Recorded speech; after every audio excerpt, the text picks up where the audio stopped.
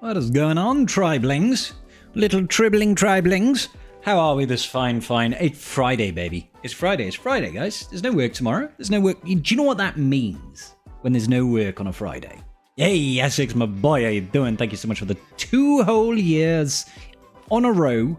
You've been subscribed for 56 months, but 2 years in the bounce you've been subscribed. So you must have missed some times there, brother. You must have missed. You must have missed a month at some point. I'm disappointed in you, Essex. So disappointed, but I do love you, buddy. But like I said, there's no work tomorrow.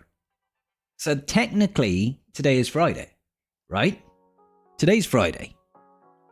How you doing, Luke? You okay, buddy? I have seen them, Luke. Yes, thank you.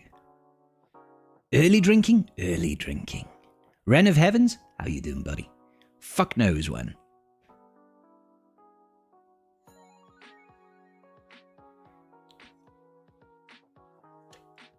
It means we get to have a drink, mate. It means we get to have a drink, pal. Because it's technically Friday. You got CX shards from the event. You have got a 50% chance of getting them. I haven't simmed it yet. Should we do it now? Should we do it now and see what we get? Should we play by the seat of our pants? And by play, I mean, should we sim by the seat of our pants? Just check it out. Over here, we could get 7 shards of CX2. And then we could get another 10 to 15 shards, putting us at a maximum of 22 shards. Let's see what we get, though. Oh! Oh! CX2 shards, baby. I'll take that. Oh! 19 out of 25. If we get a pull after it resets, we could unlock CX2 tomorrow. That's wild. We got the double bubble, 19 shards of CX2, baby. Let's screen grab that. Whoop. Wop, wop. Ho, ho, ho.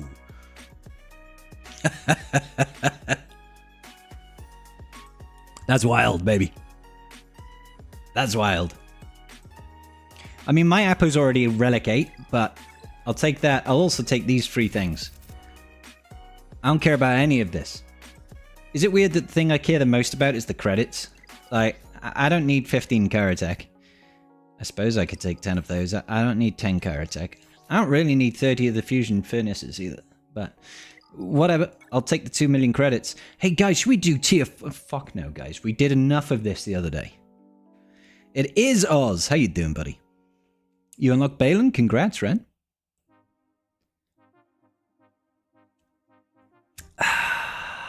Beautiful. It's also a drinking day tomorrow, guys. Tomorrow is the Friday night stream. Even though there's no GAC, does that mean that we don't fuck around? Huh? I don't think so. I was surprised I was able to get CX... Yeah, I know, right, Steve? Wild, right? In fact, this is going to reset in like 12 hours, isn't it? That's the wrong event. Yeah, it's going to reset in 11 hours time.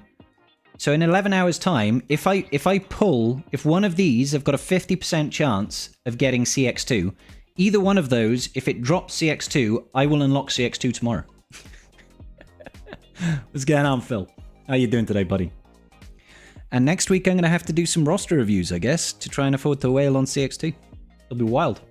So if people want roster reviews, hang around. Someone actually beat tier 4? Yep. Yeah, we had Karth beat it the other day. We had Karth beat it the other day with his... Like, he did it in the first couple of hours. So it can be beaten, but I don't think I've got the patience for it. Maybe if we're bored. It's not like we got a lot of stuff to do, I'll be honest, guys. It's not like we got a lot of stuff to do. So we could just remod and spend hours just banging our heads against the wall in the hopes that we get it done. On your way home from work, Phil, good stuff, buddy. Good stuff. 1 shard of Betcha. Bet you didn't see that coming, did you? We're nearly done with Omega. Omega the Fugitive. We only need 11 more shards of her. So we'll get that in the next 2 or 3 days. Hopefully. Drops being good.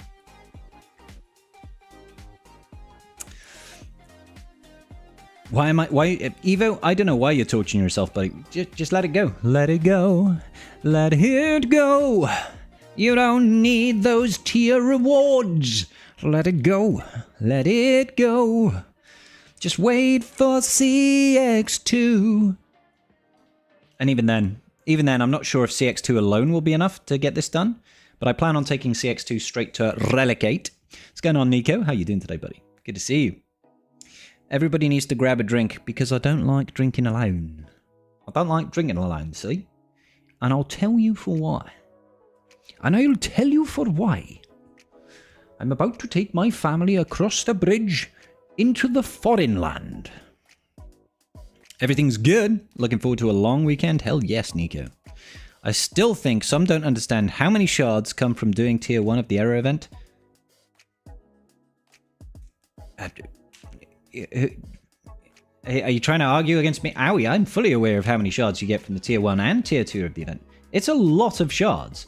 You get a lot of free shards from tier 1 and tier 2. Like, granted, tier 2, you have to have 5 stars, right? But this is going to be playing for weeks. Multiple, don't get me wrong, this refresh is getting fixed for the next one. This is getting repaired. Like, it's not supposed to refresh. So we're getting twice as many shards as we should for these first 2. After that, it's supposed to be next, apparently. But it's a lot. This event comes back frequently in the era in which it belongs to, you know? So, it's good. Drinking vodka, yes, Lee. Getting on it, son. Nobody likes drinking alone, but you get used to it. Robbie, I got used to it very, very well. Some say it's only 7 shards, but you have to times that by multiple arrow battles. Well, of course, Harry. Of course. It's very, very good for the free-to-play people. Very, very good. You know, it'll save you at least a couple of days worth of farming when the guys finally come out. 7 shards is essentially... What is that? That's probably about 20 sims? About 20 sims of a hard node, essentially, right? Quite literally, actually. 20 sims. So even one pull is 20 sims. Yeah? You're going to get it at least 2 times. The remaining times as the arrow goes on, it's going to dilute the pool of characters that you can possibly get, so you'll have some concentrations and some less in other areas. Because obviously if there's like 3 or 4 characters that all belong in that pool, then the chances of you getting the shards that you want are less, but that's not necessarily a bad thing. But each time you do it, that's 20 sims basically. But it's a guaranteed drop rate. It's good. Even better, obviously, if you do the tier 2. Kelleran's main issue is he loves to jump on Vader's bones, Evo. He absolutely does. Oh, Thiessen, I wish I could use mine. That would be great. I don't know why these don't start at the same time as other events like I don't know. They just like to mix it up. Meathead said the arrow battle will be bugged for the next 2 runs, so it will reset and you'll get double rewards for this run and the next one. Oh, really, Evo? I thought it was this one I was getting fixed for. Hey, what's going on, Art? How you doing, buddy? Oh, I'm glad I could make it simple, bud. Congratulations on your unlock, Art. Hope you're happy with your Baylan. Baylan's a banging unit. Everybody should be happy with Baylan. This bad mamma jammer over here, where is he? I took him to R9, triple ommied him. I just decided, let's go balls deep in Baylan. You know what I'm saying? Ignore the mods. Ignore the mods. The mods are a mess. We've got 2 health sets and a broken set. It's all about the overall stats. If this is hot utils doing hot utils things. He's 340 speed, 180k protection. It's fine. It's fine.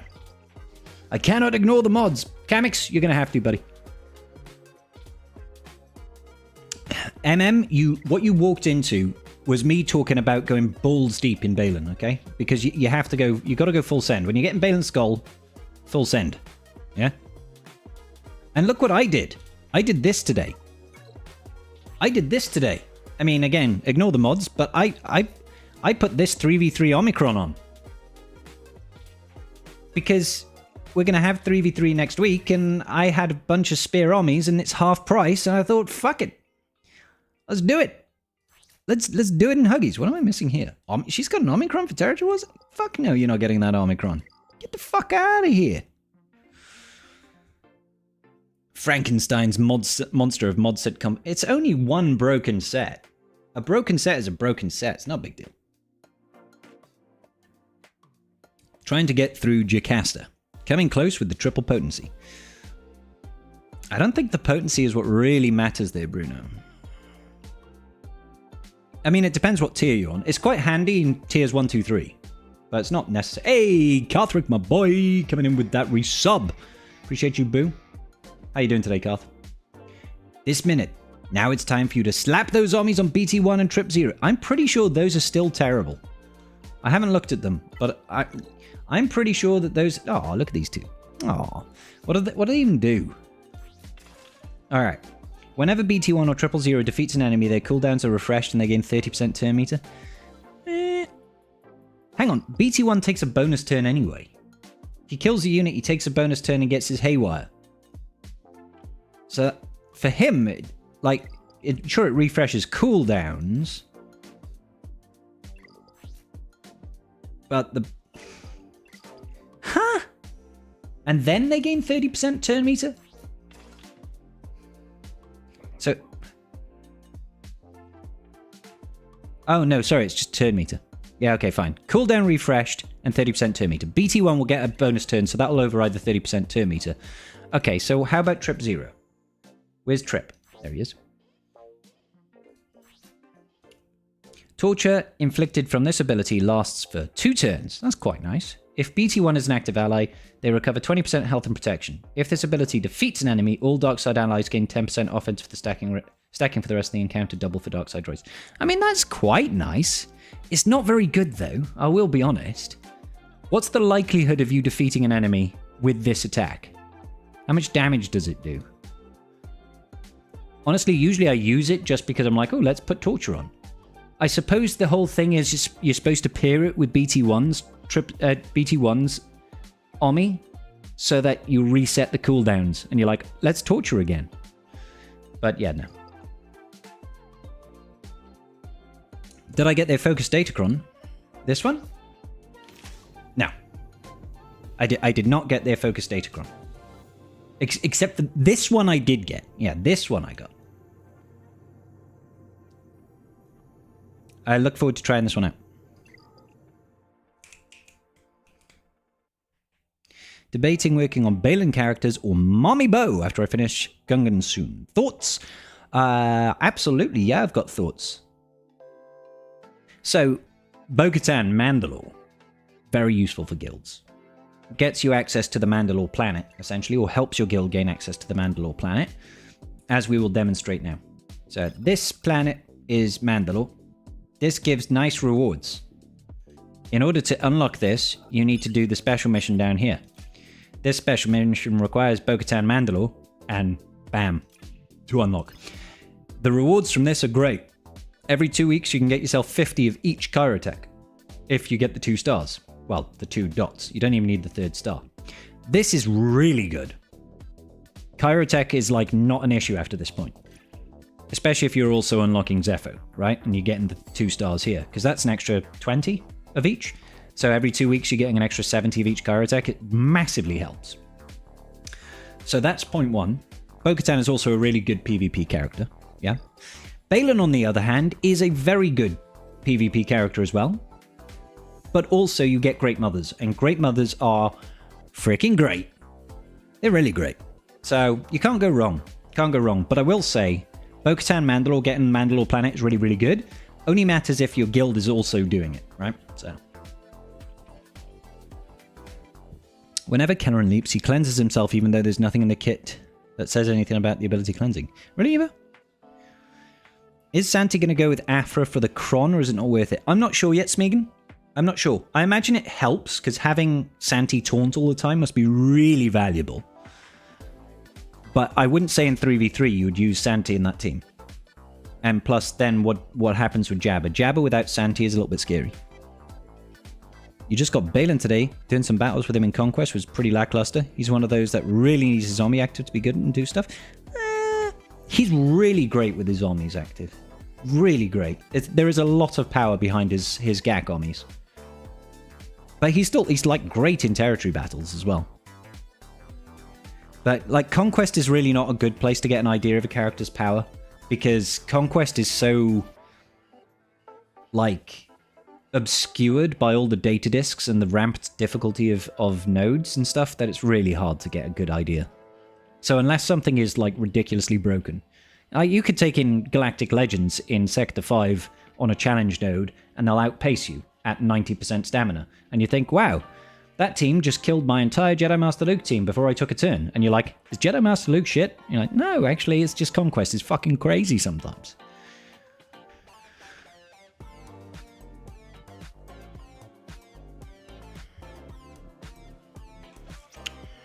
Do you need Shin Marok Zetas for the Baylan event? I can't remember, Andrew. I can't remember. I know somebody in my comment section said they did it without shins. So I don't think you need all of them.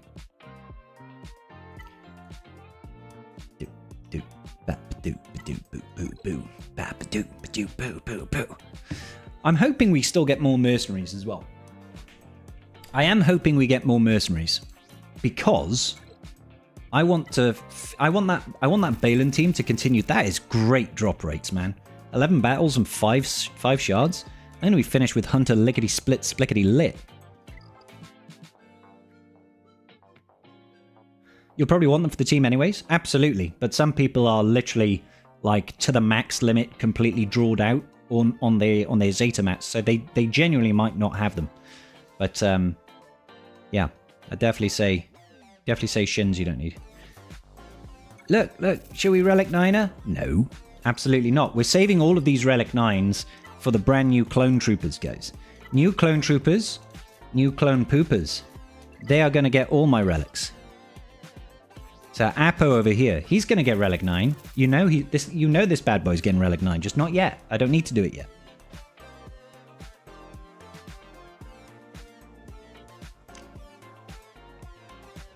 Ba, ba, ba, ba, ba. Do it. There's no reason for me to do it yet. It doesn't benefit me in any way right now. So, did you buy shipments for that new Bad Batch? No, Bomber. No, I did not. I didn't buy shipments on the Bad Batch. For my Bad Batch, all of them had the 5 shard pull. I had the episode past the 5 shard pull. I've been double refreshing Omega's node, so doing the 25 and the 50 crystal refresh. And I think that was it.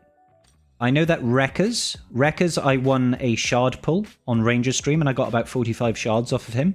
But that was still just the episode track and 5 shard pulls from the 5-pack pull. That I did that for all of these guys.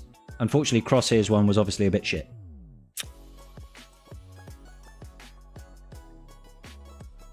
Have I played any of the Elder Scrolls games? I have, Kamix. I've played a lot of Skyrim, but not for many years now. You're so far ahead on Batcher, on me, 62 out of 85. I've been double refreshing her node, as well. I can't remember if I happened to get particularly good pulls on Batcher. I can't remember. But I wasn't, I haven't done any thingy, crystal pulls on Batcher. Oblivion Remaster coming out over the weekend? Yeah, I heard. I played Oblivion a little bit with my mate years ago on like the Xbox 360. It was his game though, and we just played it at his house. So I never really, engaged with that game. I remember thinking it was cool, but I never really played it. Yeah, so I think I must have just had some pretty good pulls, to be honest, mate. Must have had some pretty good pulls.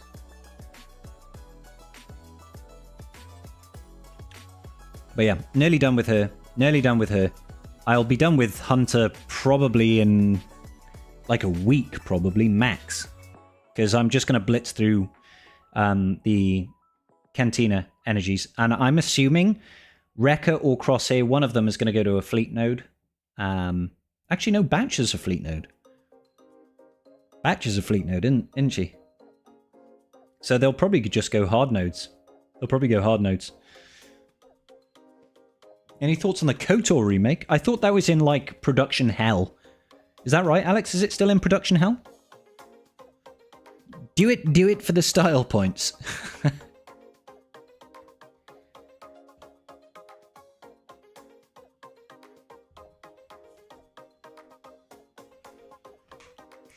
Well, the style points of having Apo. I love that I can type names again.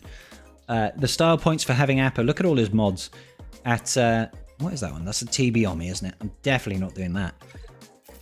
Just having him at Relic 9 to be like, oh, look at me. I've got a Relic 9 Apo. I've been trying to build up my Gerda keypads again, so we're at 35 out of 20. But obviously we're going to need 80 to get the whole team to Relic 9. That's a lot of Gerda keypads. That's a whole lot of love. And, you know, I'm going to need a lot more era magnifiers. I'm going to run out of droid brains. I'm going to need a lot of impulse detectors. I'm going to need a lot of bin ziddles. It's going to get painful in this bitch. But you need to R9 that... Karth, they will go to R7.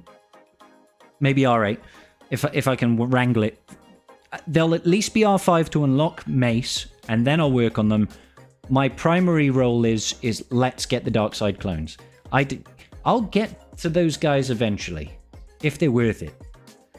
And don't forget, we also need to get, like, Bad Batch up to, like, Relic 8. It's a hell of a lot of Relic levels. And I've got some Relic mats. Like, my signal data looks okay now. It'll all disappear on these clones. All of this signal data will disappear on the clones, getting them all to Relic 9. But that is the way the cookie crumbles, especially because we are farming Hunter right now, so I'm not getting any more. I know the raid, Karth. I know that the raid is going to be a thing. I would rather have one Relic 9 team than 2 Relic 8 teams, even though that's dumb. Even though statistically that makes 0 sense. Am I whaling again? Well, I never stopped fully. I was kind of like dolphining. I whaled on Apo.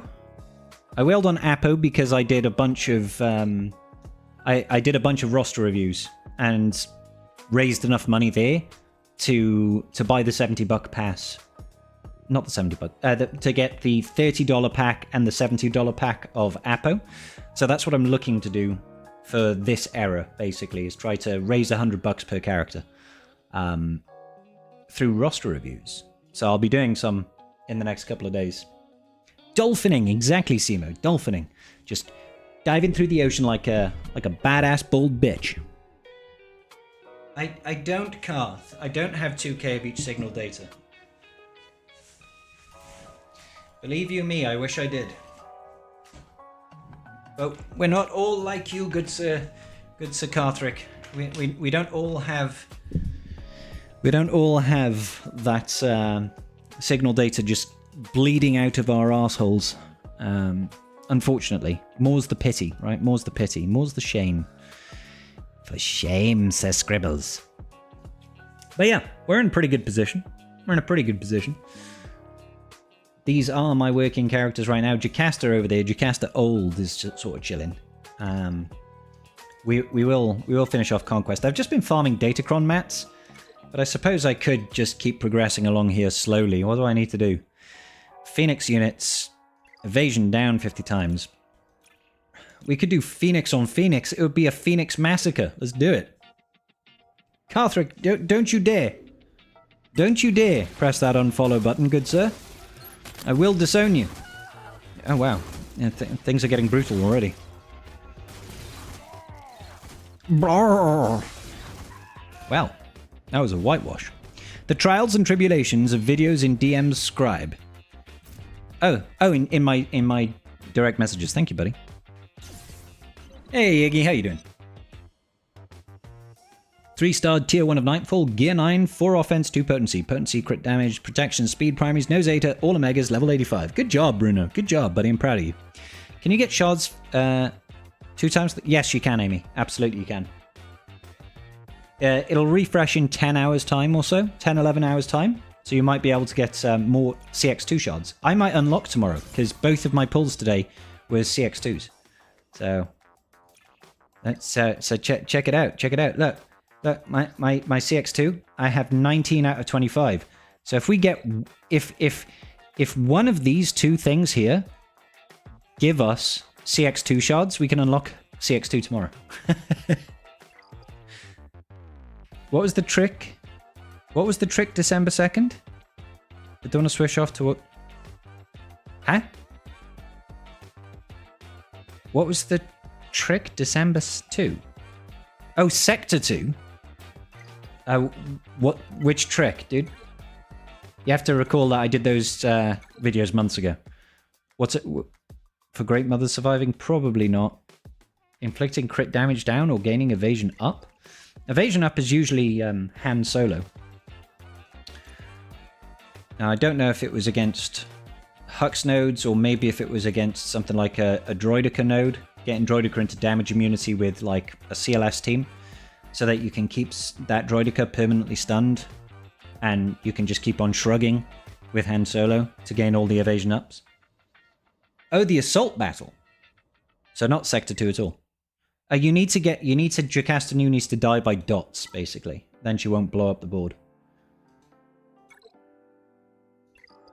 That's all you need. It will work on tiers 1, 2, and 3. After that, she becomes immune to dots, essentially.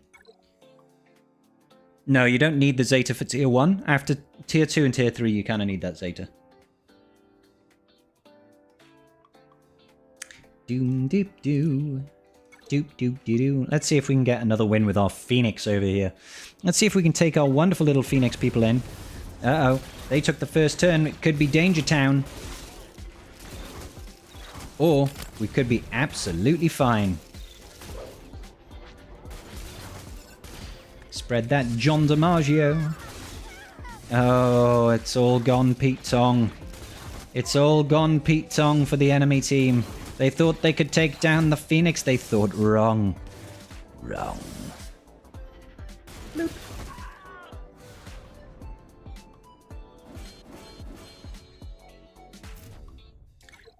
What Zeta should I order CAT?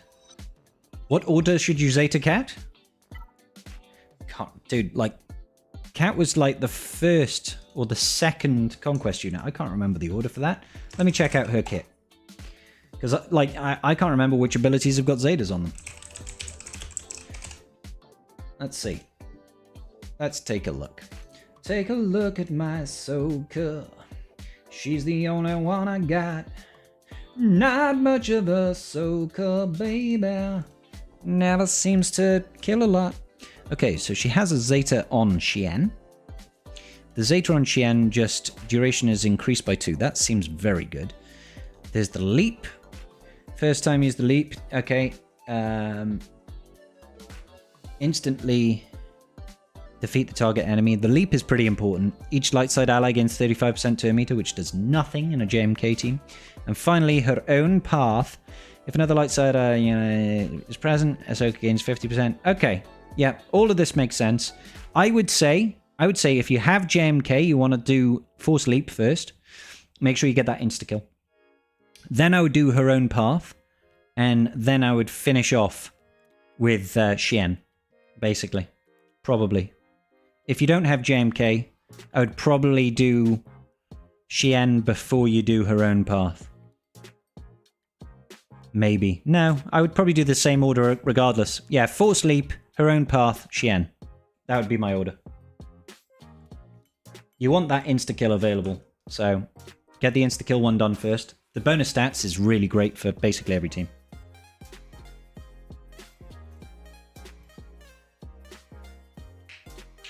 I'm back with science. I was able to win without Shin or Marek Zeta. Good job, Andrew. I'm proud of you, buddy. I love Ray ramping with the data discs and annihilating everybody. I don't know how I spelled annihilating correct the first try.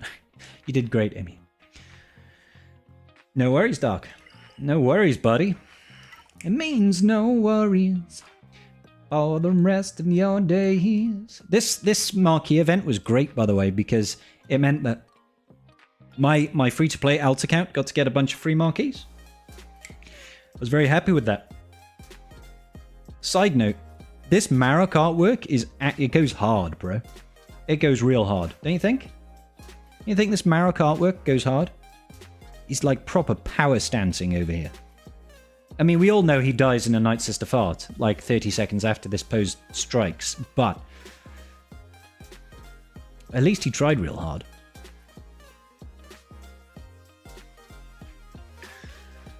And Shin Hottie is well, she's just Shin Hottie, let's be honest. She's Shin Hottie. I think I need another beer, guys.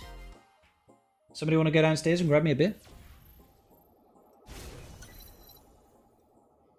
You just unlocked Jab and not sure what to do next, either Inquisitors or JMLS.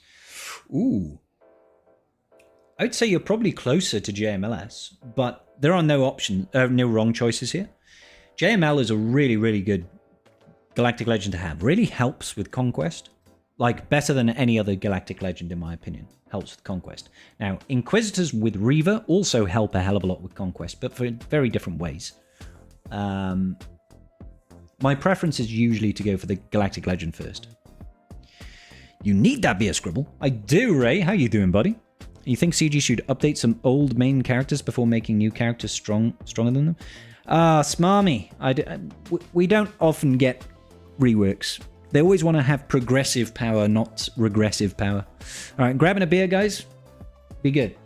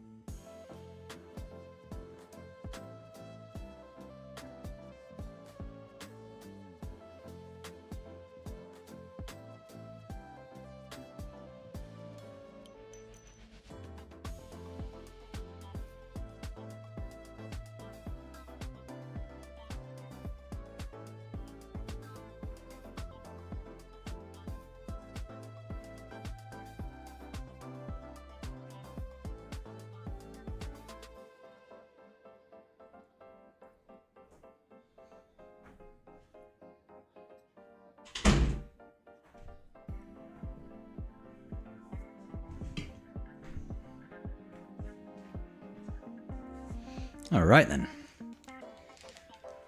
You went from barely getting box 3 in Hard Conquest to gold and red crit after unlocking JML. He is that good, to be fair. You'll have JML by the end of the year? Nice, Amy. What's going on, Swigger Overlord? How you doing? I got a kit reveal for me as a Swigger character. I can DM it to you and you can read it on stream if you want. Is it PC? Is it friendly? Yeah, go ahead. DM it, buddy.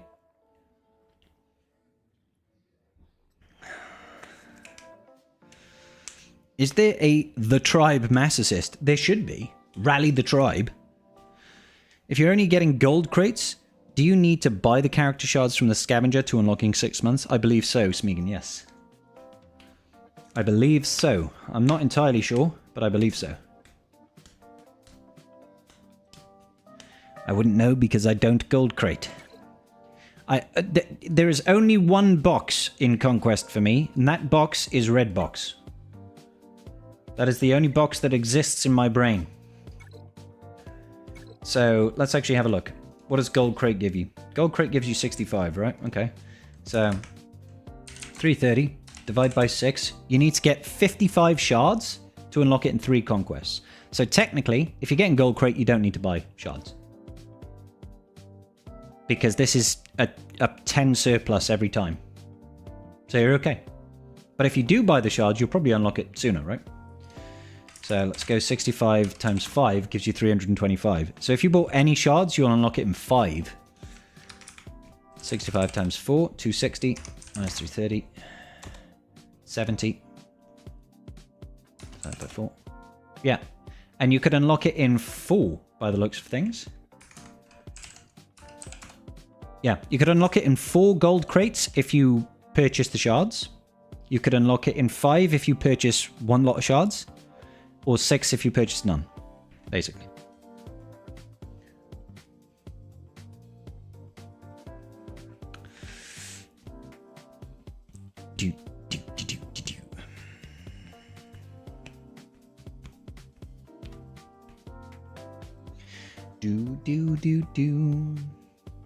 Oh, sorry. Yes, no, you are right, guys. It drops, doesn't it? It drops down, doesn't it? Apologies. Yeah, ignore me. It's not 65 each time. It's 65 times 3. And then it's 25 times 3. So, yeah, 270. You will need to purchase. You will need to purchase. You need to purchase 60 shards. So 3 times you'll have to buy all 20 shards. Apologies. Ignore me. Your boy Scribble doesn't do this. He doesn't do this. Hey, Scribe, figured out what GLAT is for. TB, she did the UFO mission. GLAT is really great. And, like, she's great at TB. She is great at TB. She's also, like, one of the best PvP GLs. That's not a lie. She just is. It's just, unfortunately, she needs to have Ezra. And Ezra just, like, keeps getting dragged away. We got 20 free granny shards this Conquest season. We did, Malice. It was rather nice, wasn't it? Lothal. Loath all. I loathe all of you. Nobody is filling these platoons today. Ain't no bodyguard time for platoons. Do. Thank you, Swigger Overlord. Should we take a look at Swigger Overlord's scribble kit?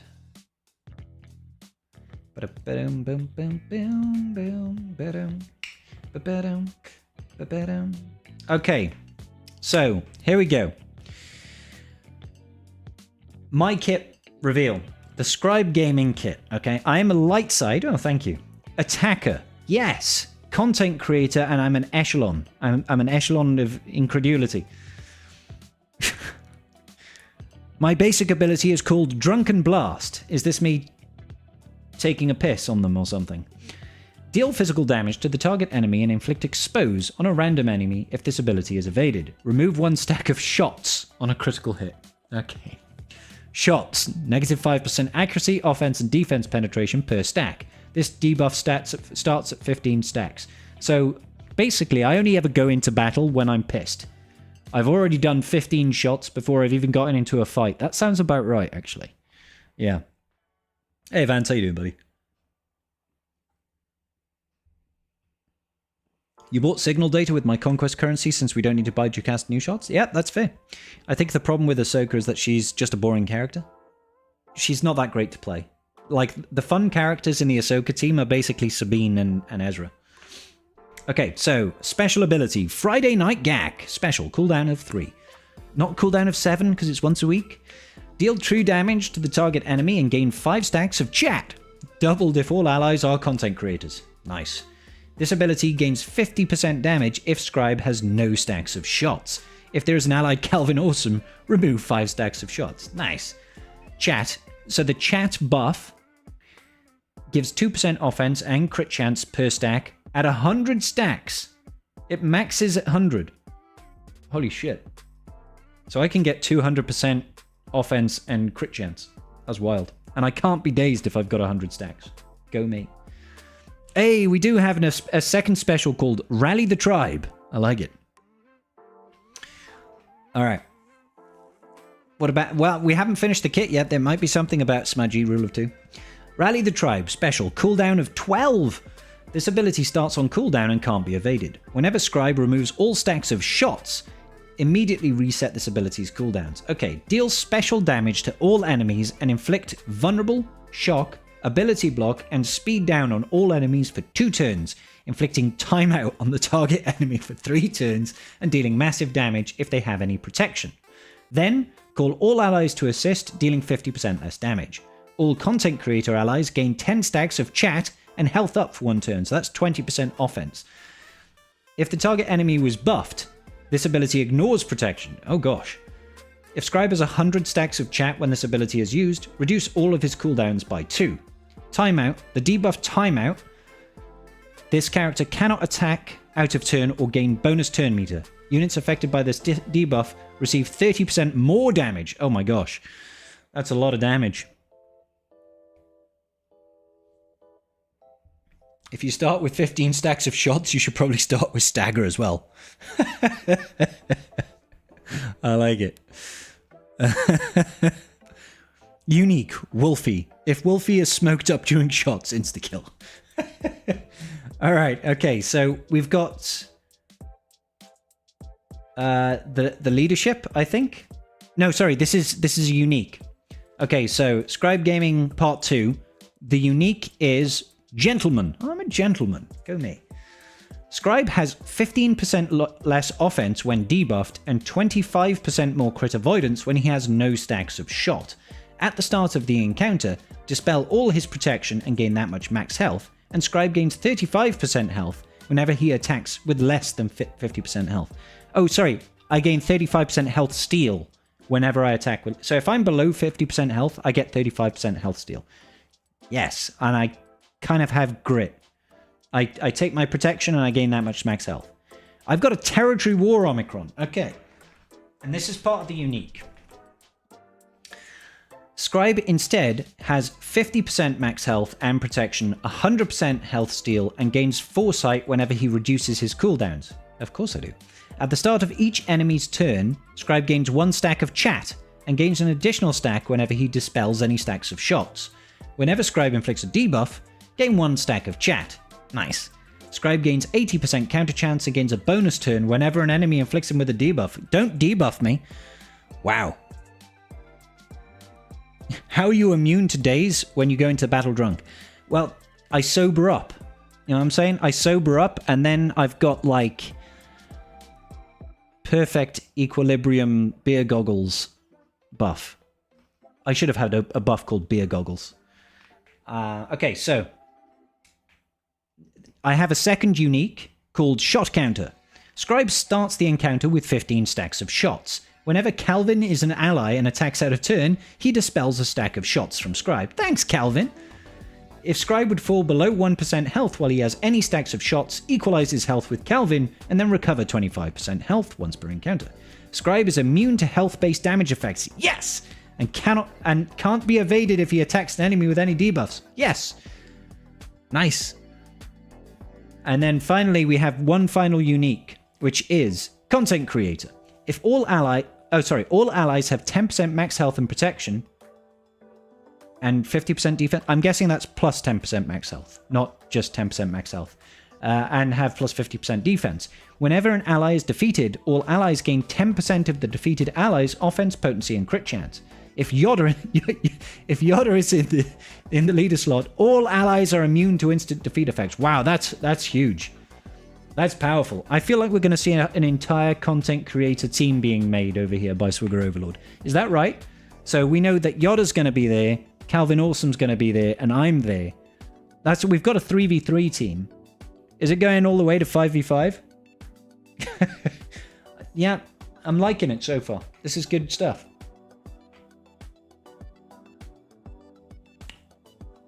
We need to commission somebody to create one of the kit reveal posters for us. Yoda is a legendary and the last kit. He's next. Well, hang on, have you done Calvin's kit already, Swig Overlord? And he'll lead into Galactic Legend Mobile Boomer. Not Arnold? I would have thought Arnold would have been the Galactic Legend. Yeah, we need to commission somebody to make some of, if somebody can actually replicate the, the art style of our kit reveal posters, that would be sick.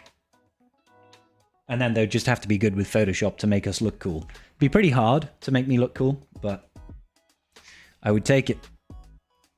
Mobile Boomer. Love it. Just have Meathead do all the artwork. That would be even better, Wolfie, to be fair. That would be even better.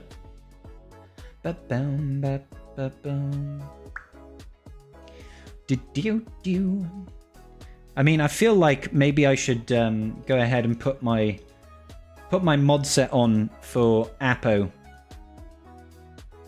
Put my mod set on for Apo and at least try and do tier 4. Might as well try and do tier 4, right, guys? Legendary Cubs fan Han. Arnold is the raid boss. Troopers on break, Rabid Beaver, Swag Frog, Calvin, and me and we're required to unlock. But I mean that does beg the question though, Overlord. Who gets dropped from the team in order for us to have Mobile Boomer as our Lord and Savior? How are there no call-outs for Smudgy or Indy? I don't know, Rule of Two. Arnold will be getting a kit. 2, actually. Oh my god. 2 whole kits for Arnold. Wild. Right. Dip, dip, do. Do, do, do. Bap, bap, boom.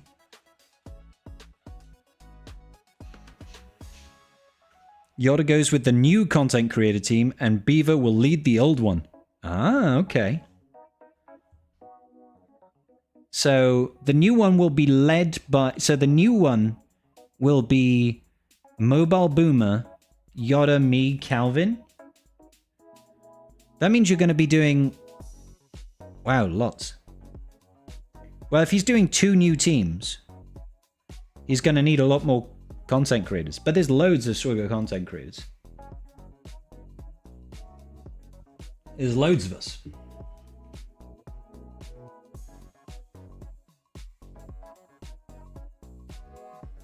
So I'm just waiting for this mod set to apply. There we go. Load back into the game. Let's go bang our heads against the proverbial Nightfall raid. Raid? Error battle.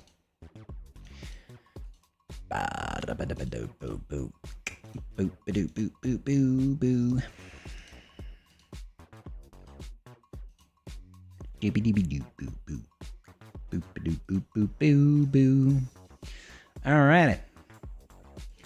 This is everybody's favorite game mode, right? This is everybody's favorite game mode, I feel. Let's see if we can do tier 4. We might get lucky. I'm just going to put it on auto, I'll be honest, guys. You are definitely getting dropped from the team to become an Ugnaught lifter. It's different. When did they... They changed the... It's different. When did that... The background's different. They changed the background. They definitely changed the background. Mobile Gaming Yoda +3 unannounced content creator allies. I don't even make the cut.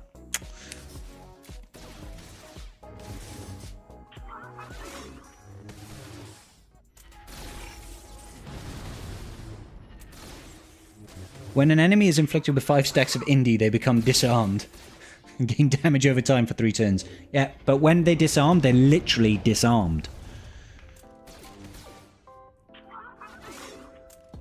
Omi and Gak summon up a smoked up wolf. No, I think Wolfie needs his own kit. It was good fun, Sugar Overlord. I enjoyed it. I think it suffered from a lack of Indian smudge based on community sentiment, but it was fun. I enjoyed it. Arnold needs a farm boy style character for his first couple of years of streaming, head of Galactic Video Gaming Division. That's the front of the temple. The upcoming ones are massive Swigger content creators. Ooh. I mean, I'm pretty big. I'm not the biggest. Arnold is obviously the biggest, but then you'd have to have stuff like Cubs. You'd have to have people like Star Wars Dad, Bit Dynasty, AP Gains. Those are like the biggest ones that have existed.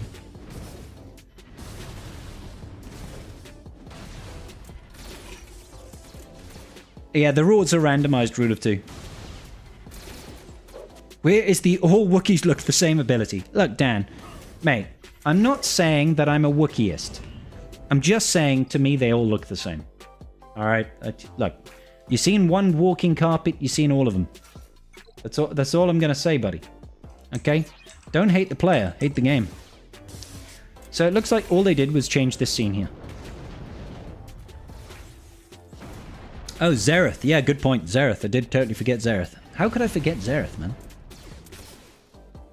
Jedi Consular looks like a Jawa.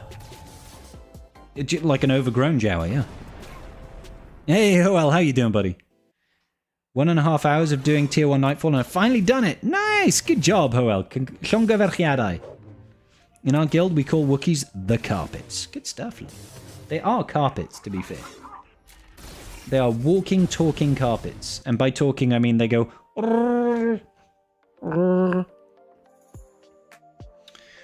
I'm sure you're looking forward now, Hoel, to just hitting that sim button instead of having to actually go in and do the battle. I'll say this because I'm a nice guy. The ultimate ability for GL Mobile Boomer is called Pass the Torch. Oh. I'm assuming he passes the torch to Arnold. I mean... I don't know. I always felt like Arnold was always bigger than Mobile Gamer. Is that not the case? You hate Conquest? You're not the only person that hates Conquest. I'm okay with Conquest. I don't mind it. I find... But then again, because I'm an endgame player, to me, Conquest is fine because I have everything. I have everything, so I'm not worried about, can I get the feats done? It's usually a case of, okay, I'll just do the feats. Keller and Beck being Keller and Beck and always going after Lord Vader is an enduring memory of this.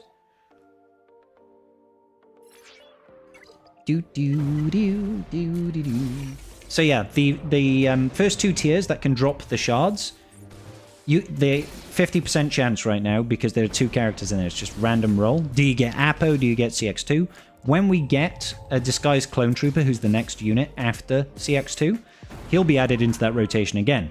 So you've got like a 33% chance of getting Apo, CX2, or Disguised Clone Trooper. And then eventually we'll get Scorch, and then it will be a 25% chance to get the one you want. So, yeah. When Mobile Boomer retired from Swigger, there was no one to give me... There was no one to give me for free in my account. 8-star characters. P.S. This is not a scam. Yeah. You get yourself a free 8-star trash compactor monster. This is not a scam. Yeah. Yeah, there's absolutely nobody that does that.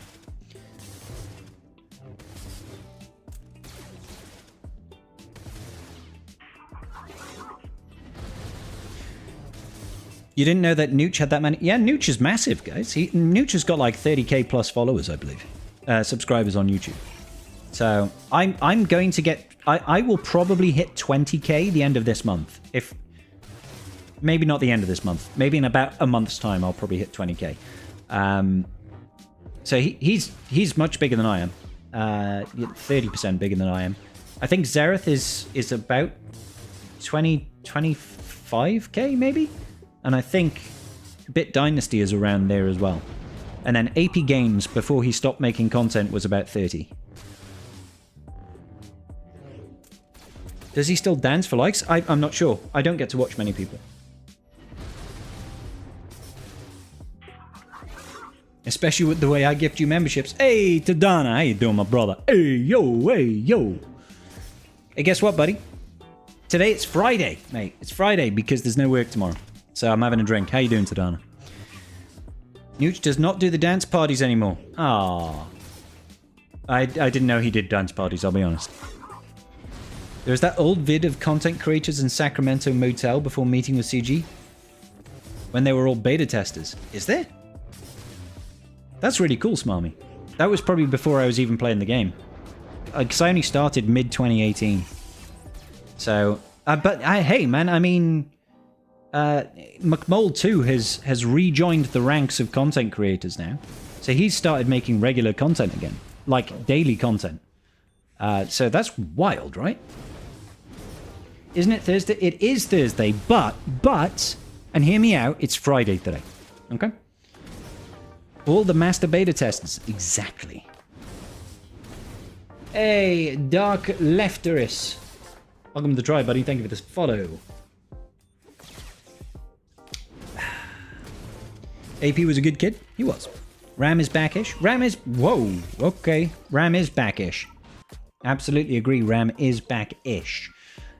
He's done a couple of streams. Like, end of the day, the man's still working, so he's not going to be, you know, available all the time. You're both wrong. It's Cataday. It's Aussie Mike. Listen, buddy. Just because you live down under in Aussie land doesn't mean you get to pick the day after. Now, it's not how we roll. Ah, that's awesome, Shift. I just don't have to work tomorrow because it's a bank holiday. Not that I work in a bank. But I have been on the phone to the bank twice today. So there is that. Happy birthday! What?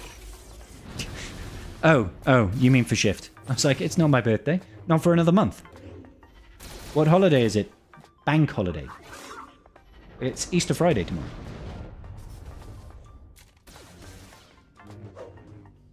Easter Friday, Easter Sunday, Easter Monday. Today is not so good Friday. Oh well. Thank you. Thanks a lot for the Baylan Skoll guide. Hey, man, you're very welcome. Congratulations on your Baylan Skoll. I hope you enjoy him, buddy.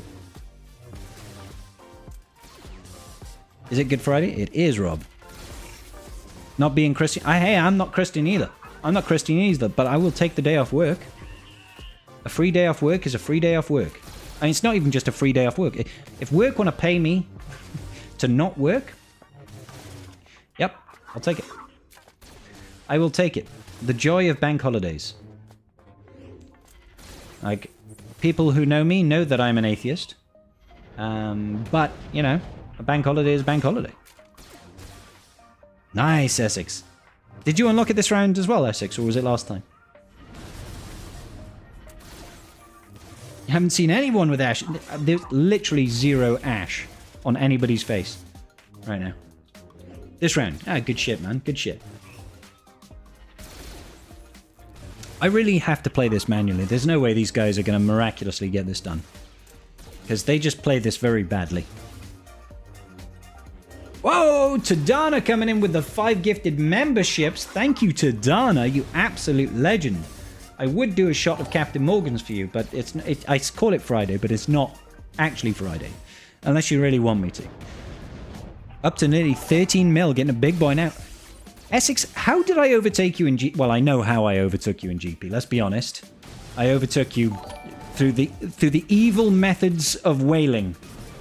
Through the dark and ancient methods of Carthric. Channeling my inner Carthric. That's how I got further. I fucking know. Spending too much money on a mobile game. It's Friday. From my point of view, the Thursdays are Fridays. Yeah. Thank you so much, Tadana. I appreciate you, dude. Early start on tomorrow. Oh, right. Oh, shit. So no shots. No shots. Shots. No shots. No shots. That would be silly. I might have gotten myself a big bottle of Captain Morgan Spiced. But that's for tomorrow. What do I spend my crystals on other than refreshes on my main account? Character shards. So I'll do the 5 shard pull. So I'll spend like 6k crystals getting the 5 pulls of brand new marquees, basically. The rest of it is all just refreshes. So I do 3 mod refreshes a day, 3 Cantina refreshes a day, and then when Conquest is around, I'll usually do 6 refreshes of Conquest. That's all I spend my crystals on. They then build up and accumulate, and a new marquee comes out, I'll buy a 5-pack. I'm on 19. I'm on 19, MJ.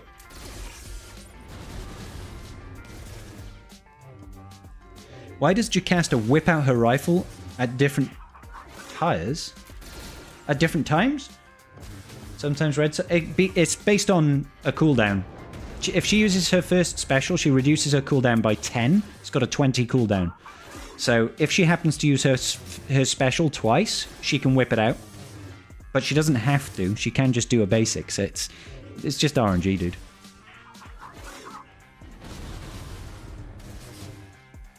Finished Conquest in a new record meet, 22 and a half hours from start. Nice, Tadana. That's good shit, man. Do.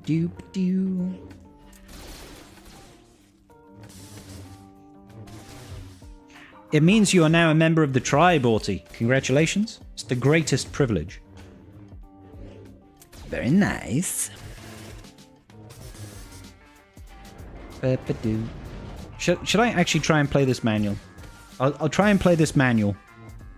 I'm definitely going to need to drink more beer. Because if I have to keep playing this event... We all know how much your boy Scribble loves this event. I shouldn't have wasted that there. I need to get back in the flow over here. Get back in the flow, get back in the business. Get back in the business. Come on, Shack T is the most annoying phase. We all know this is true. We all know it's true. Okay, so she's about to reuse her first special, gain that crit hit immunity. We're 2 turns away on Lord Vader from getting another one of the big Healy bops.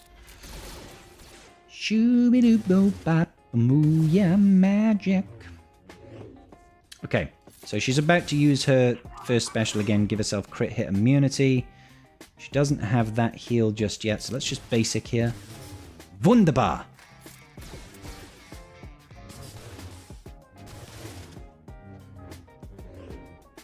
I probably should have just used that first special, because she's just taking back-to-back turns anyway. What a bitch. Okay, now we can drop this. Drop it like it's hot. Stunner? Oh! Whatever. We're ramping offense over here on this boy. Heal immunity? Heal immunity. Immunity to heals. And by heals, I mean like the end of your foot, not recovering health. Alright. Do a bit of damage, I guess. Uh-oh. She's in trouble. She's dead. She dead! Do you ever consider spending on signal data? Do you mean crystals, Dan? Do you mean crystals? I'm low right now, and CG have to drop Hunter, Merc in the canteen and out throw if you're farming daily. Hey, sucks. Sucks to suck. Sucks to suck. It does indeed. I have a free super chat. Like and subscribe, folks. Thank you so much, brother. Like and subscribe. Like and subscribe. Thank you, brother. Appreciate you, Tanana. Okay, so I'm personally never... you'll never have enough signal data, is the first thing that I'll say. That crunch never disappears until you literally have everything maxed out. Okay? It's the biggest crunch in the game is signal data. So I'm not tempted because I know that's a bottomless pit. You could always use more signal data. Shards are finite. We all know that you get a character to 7 stars and it's done, right? You don't need to keep farming their shards. Signal data you'll always be farming. So unless there is something that you need to get to a specific relic level within a time frame. So for example, Jedi Master Mace Windu comes out in 2 months. And you don't have enough signal data to get the relic 5s that you need for the unlock. You've got the characters ready, and his event is going to end in a day. You don't have the signal data, you've got everything else. That's the only scenario where I'd be like, yeah, let's do what we have to get the signal data. Other than that, just let it roll, dude. Let it roll. It does suck to suck. Look who's banging their head against... Yeah, that's me, Bodo. That doesn't say subscribe. Read it again. It says subscribe because my name's Scribe. Love it. 40 attempts? Yeah, I feel that, Suck. I feel that, buddy. Once you get every character R9, you no longer have a signal... Kamix, technically speaking, once you get every character to R9, you don't have an anything crunch anymore. You've won Swugger. Congratulations. Now, don't only focus on Lord Vader, okay? That's all... Baylan isn't listening to me. I mean, he put some damage in over here, I guess. Kind of want to save this, but kind of also want to say, fuck you, Baylan. Heal up, Buttercup. Pew, pew. And still he goes for Lord Failure. We could do this just to raise Mastery. The Mastery has been raised. Okay, don't do the leap on Lord Vader. Just... This guy, he's incorrigible. This guy's incorrigible. Yeah. Alright. Don't jump on Lord Vader. Just don't jump on him. Just don't jump on him. Thank you for not doing the jump on Lord Vader. We appreciate you very much, Mr. Beck. No! I need to heal him up, Buttercup. Huge. Alright. I had the same talk with troopers on break the other day, so dude, you're welcome to the world of always needing cantina energy and signal data. Yup. No worries, Dan. It's brains I find is my bottleneck. Can't get enough of them. I wasn't born with enough brains, to be fair. I have to think the last character they release will put a taunt on Apo or something to make this easier. I think you just have enough damage. Right, what do I want to do? I'm just going to try and stun her day one. Oh, wow. I've never been so surprised. Let's just basic over here. Do some John DiMaggio.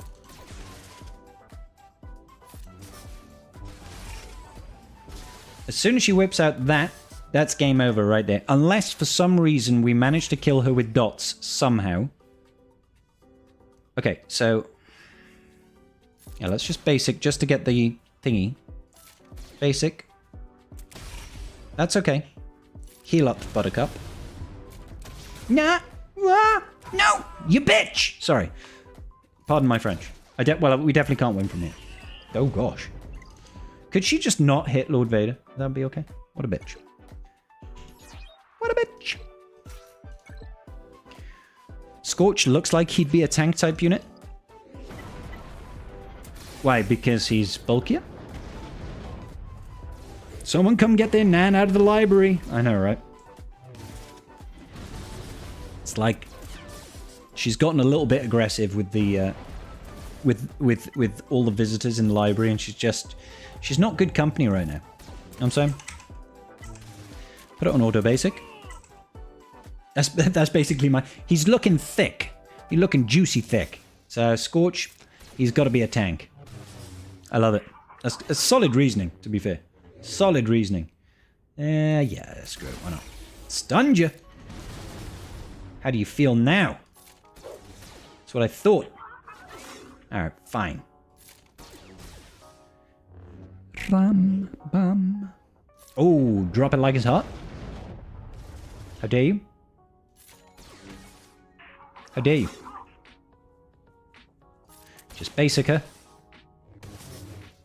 Just basically.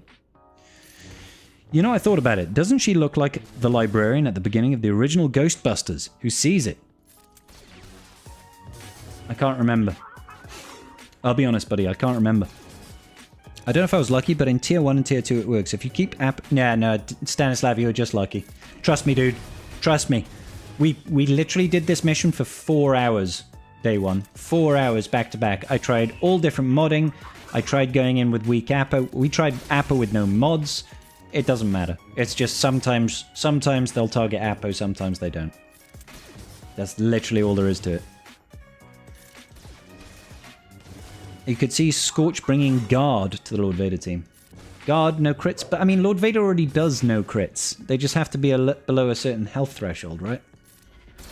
Like, if you're below 80% health, you can't be crit anymore. So, I guess Guard makes you immune to daze? Right?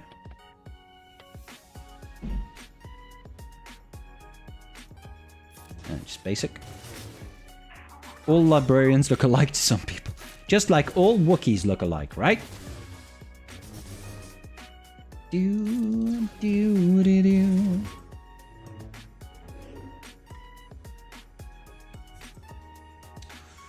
Let's just raise the mastery, even though she's about to do this. Sometimes she won't use that ability. It's wild. Sometimes she'll have the special available and just chooses not to use it. Sometimes you can choose not to use. That's why it's taking so long. Ray isn't around to say, get her! Nope. Well, I mean, we could use this. Let's just save it, though. Let's just save it. Save it for the cops. Boop. Ah, didn't have the heal immunity available. She's got the double bubble, though. She's got the double bubble. She's definitely going to take a turn before Lord Vader. She essentially takes a turn after each one of our own turns. Pew pew. Whop, whop, whop. Let's get rid of that heal immunity. And by heal immunity, I mean crit hit immunity. Ooh, here we go. Boom. Yeah, ramping damage. Ramping damage again. Ha! I'm gaining 20% damage each time I crit you with that boy. I wish that ramping damage carried between waves. Alright. Now, if Keller and Beck could be so kind as to not focus... Dude! What did I just say? Don't focus Lord Vader all the time. Keller and Beck has just got such a bone to pick with Lord Vader. He just supremely dislikes Lord Vader. See what I mean? Someone managed to do tier 4 by dodging the nuke. That is like... What is that? Like a 2% base chance of happening? That's wild. But I mean, you only need, you know, one of these guys to dodge it. So, technically speaking, it's like a 4% chance of happening. I'll take those odds.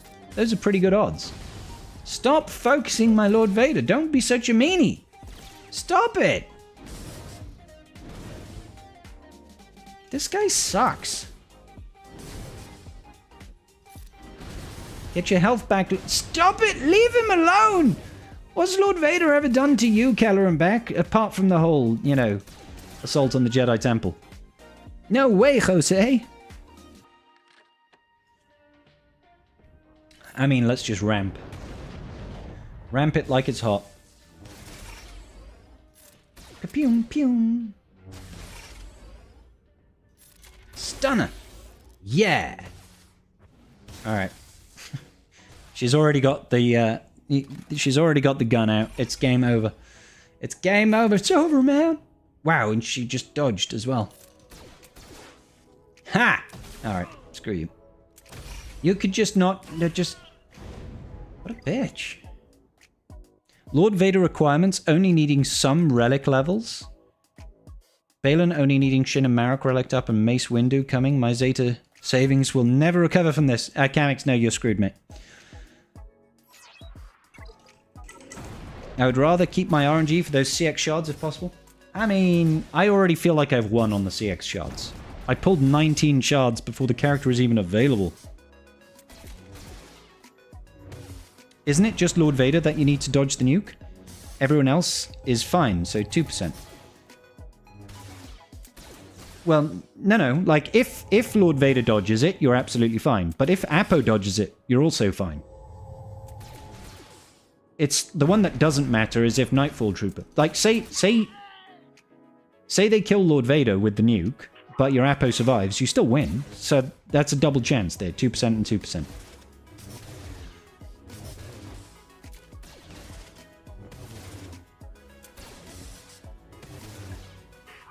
Absolutely not, Kamix. Absolutely not. I'm not here to help you. I should probably get rid of auto basic on Shaq T, shouldn't I? Just go full auto. Full auto for the bants.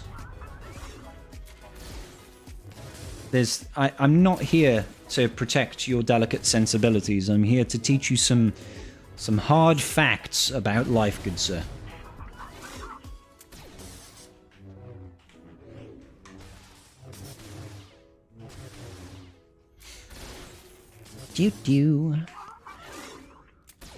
If anyone survives, she just loses. Yeah, exactly.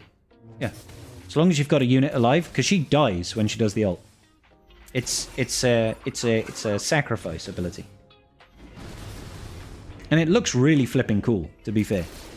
It does look really cool.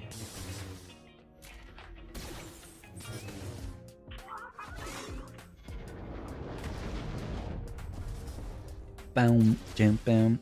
It's a very cool looking ability.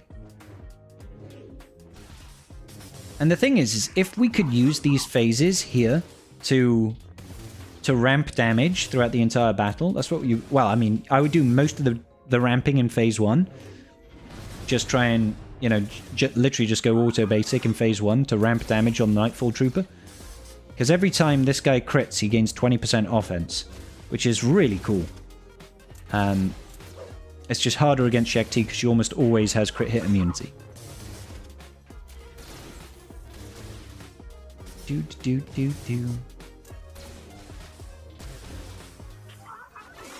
Hey, what's going on, RJ? How you doing, buddy? If anyone survives, she just loses. I haven't had a run live. Oh, you haven't had a run live long enough to witness it. Yeah, it happens. She doesn't die unless she doesn't kill someone. What?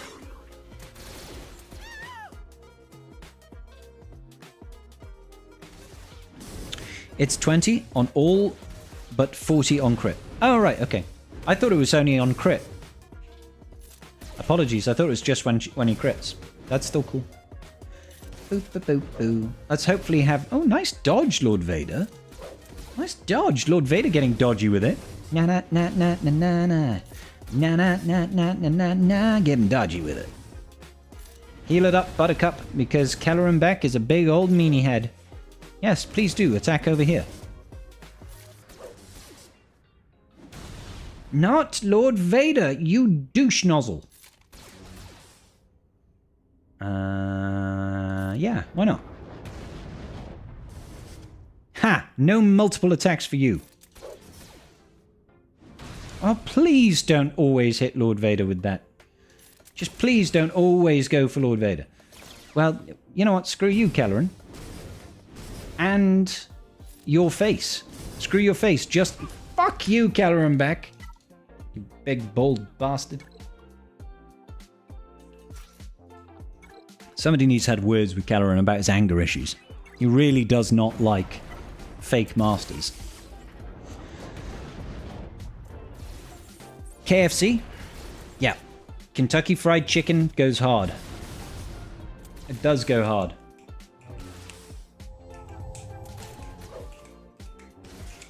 She doesn't die unless she doesn't kill someone. Evo,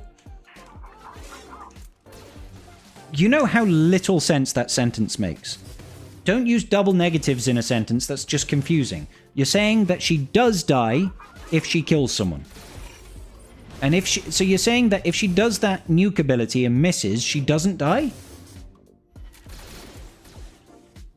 Or are you saying that if she does kill someone, she doesn't die? But that's not true either, right? Because she can't revive herself, right? Hey, Slan. No, I'm just bored, bud. Approximately 8 beers of sense. I'm always about 8 beers away from sense.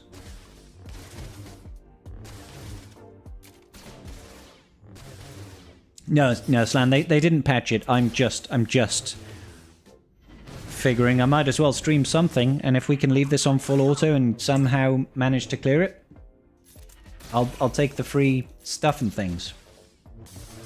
I'll take the free stuff and things.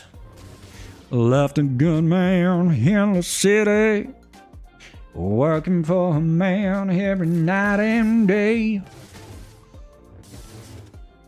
But I never lost a minute of sleep, wondering about the way things might have been.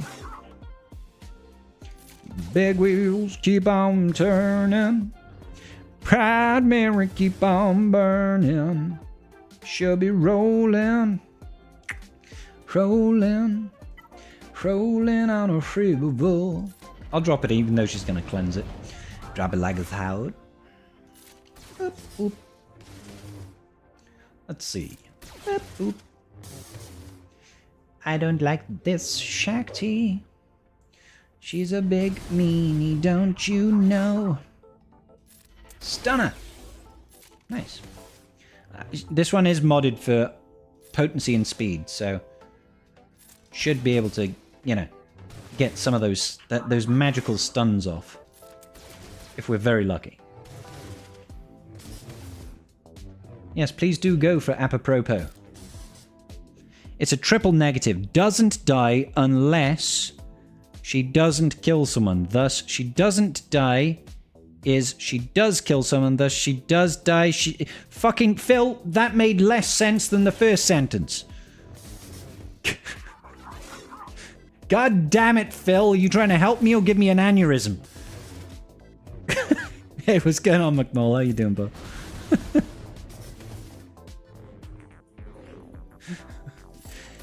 Fucking Phil over here trying to literally give me an aneurysm.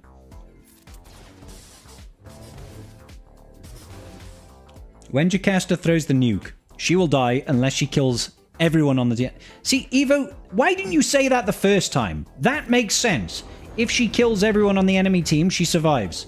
That's all you had to say instead of doesn't unless not and she doesn't in the stuff and the things. Fuck, Evo. Comprehension.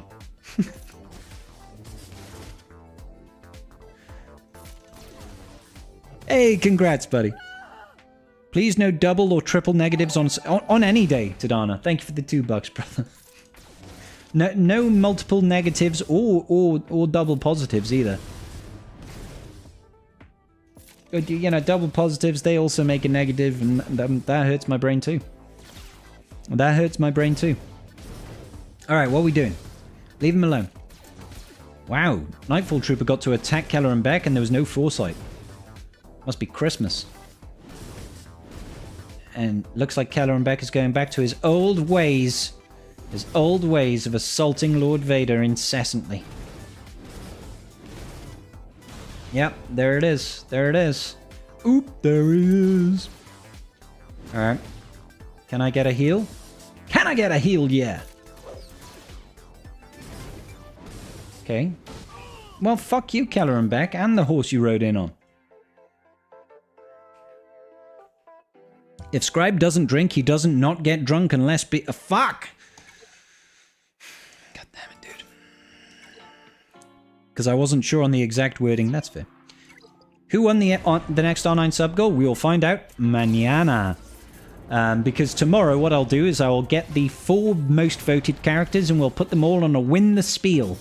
Okay? They'll all go into a win the spiel and we will see who wins. Take a drink every time you fail. Jinx, I'm taking multiple drinks. Multiple sips are being had right now. Don't want, can't not get Scribe mad. What? I agree. You can't not want it to maybe not happen unless sometimes it does happen and then it doesn't. Get out of here. Yeah, let's do this because she's going to heal. We didn't get the heal immunity, because screw me. No offense for you. Ha! Hoo-ha! Yeah! Ramping that offense. That's what you get. That's what you get when you mess with the warrior, Shakti. Oh, she's dazed. No counterattacks for you. I mean, you can heal. You can heal. You can heal if you want to. You can leave your love behind. Will you leave my poor Nightfall Trooper alone? He's done nothing to you apart from shoot you in the face several times. Heal immunity? No heal immunity. I wish this Lord Vader had more than fuck all potency. That'd be nice, wouldn't it? Bow, bow, bow, bow.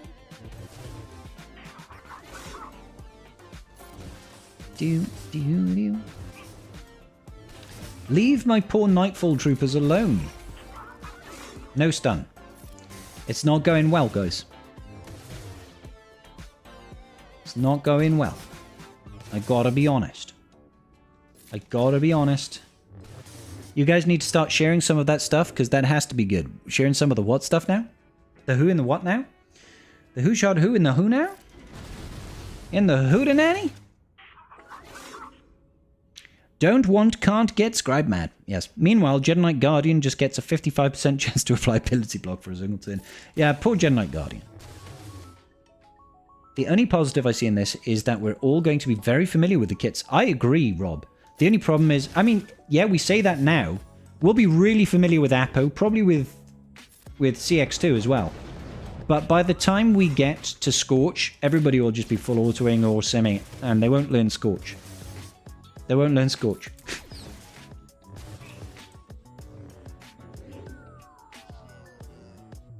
I know, right, Evo? That is kind of rude. That is kind of rude. I agree with you. I agree. Stunner. Oh, we did actually land the stun. Yeah, critical hits. She also happens to have a crap load of defense, because for some reason, she's a tank. Nobody knows why she's a tank, but she's a tank. Nobody knows why. Nobody knows. See, even this guy, he has definitely critted multiple times, and yet He's only hitting for 60k on a crit and 30k on a non-crit. It's kind of weird, right? Kind of weird. She's just got so much defense. What do you plan to roast for Sunday dinner? Oh, lamb, good sir. We've got a shoulder of lamb. I think it's a shoulder of lamb. Because it's Easter Sunday and apparently you're supposed to eat lamb on Sundays, on Easter Sunday. So that's what we're doing. Got some lamb, buddy. Silence of the Lamblings. Can we get one, just one maybe, of the heal immunities to land?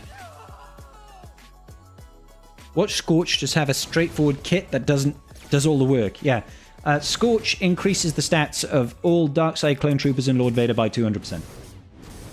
Every turn. There we go. Job done. I fixed it. Fixed the game.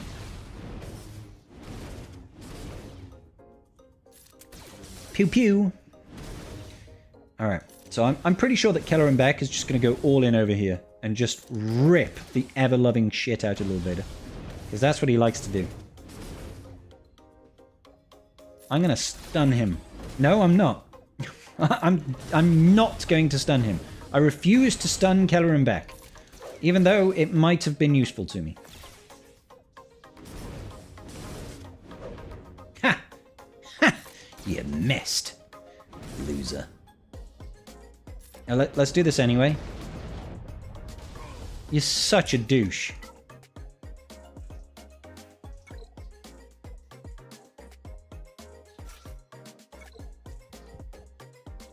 You think it's because when the summon dies, it can't... You might be right. You're probably right, in fact. You're probably right. I'll go so far as to say that. But the stacking offense does also reset between waves.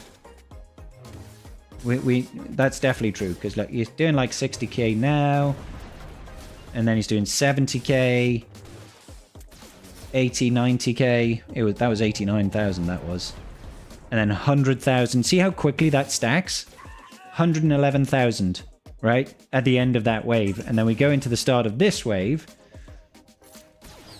And obviously we can't, but let's drop it like it's hot. But like now it's done 25,000. I'm sure it's a non-crit, but it's not like this guy has got 500% crit damage. So it definitely resets between waves as well.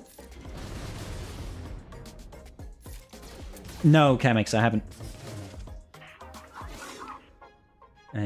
So shoot him. Boop, boop, boop, boop, boop. So yeah, it kind of makes sense that they don't let the ramping offense carry. Well, see, he started off this wave doing like 25% damage. 25k damage. So let's see how much he does on a basic now. So, like, has he fully reset? Is the thing that's on my mind. Yeah, it did like 22k. So it does look like when you get a new trooper, it resets based to the stats of Apo again. So it's kind of both, really, I guess.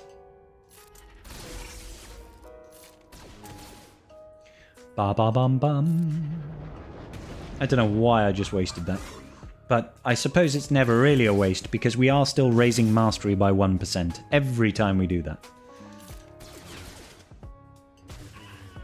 No! Stupid counterattacks destroying my little summoned Nightfall trooper.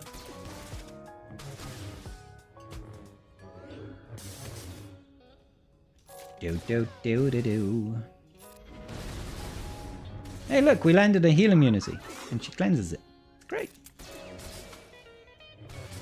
You're missing out. Emma choke slamming everybody. I mean, she does look great. She does look great. I will be honest, guys. She looks very great. I would definitely like to try her out. No stun that time when it would have been absolutely pivotal. It would have been pivotal. I need to close that window. We're getting bugs in. We're getting creepy crawlies of the night.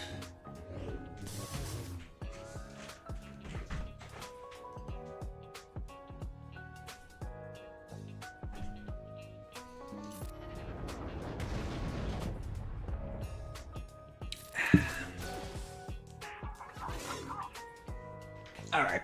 Cool. Let's just keep shooting her in the face, I guess. Eventually we will destroy her. Eventually. We will overcome the Jedi. It just might... Oh, she didn't use her first special. That's interesting. How intriguing. See, isn't it nice when we crit, we did like 90k? She just happens to have like 2 billion health. Stunner. Nice. Huge. Absolutely huge. Is this my all-time favorite event? Yeah, Bushman? Yes. It is. Absolutely. Without a shadow of a doubt. Pew pew.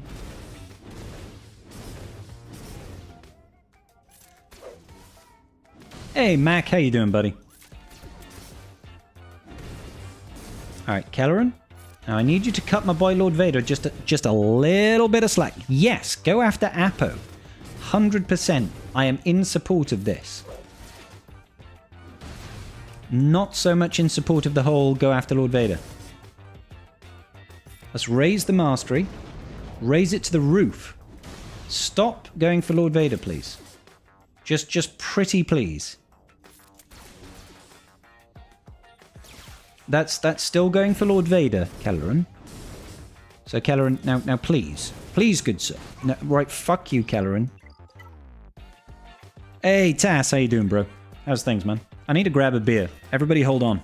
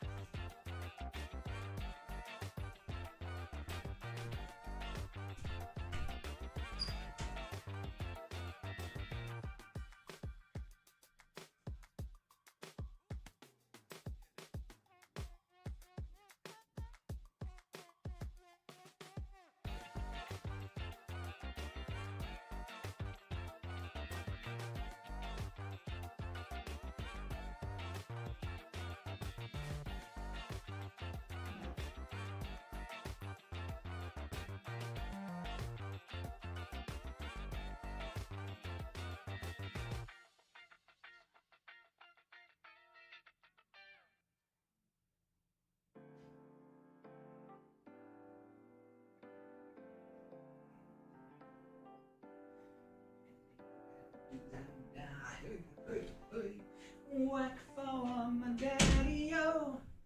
Whack for my daddy-o. There's whiskey in the jar-o. Do-do-do-do-do-do. Do you know what else is huge? These nuts, Bushman. These nuts, mate. The ego could also be pretty huge. Yeah. Top shelf quality. Thank you, A-Stick. I mean, just like me to be singing a song about whiskey, right? How you doing, Frank? You okay, buddy? Is your surname not Johnny, but actually Castle? Who here has been watching Daredevil Born Again? It recently finished season 1. Anybody here watch Daredevil Born Again? Pew pew pew pew. All right. Let me just have a look-see over here. Of course she resisted. Of course she did. Let's just raise the mastery just a little bit. Wonderful. 29,000 John DiMaggios. Pew pew. Leave him alone! She seems to have a boner for these guys. Like... Just like Keller and Beck just only wants to hit Lord Vader, she loves to take out the Nightfall troopers. It's really annoying. Like, how much damage does she do on a basic? 52,000 on a basic. It's only Snack T. 56,000. Like, come on, Snack. Give us a break, honey. Stunner. Thank you.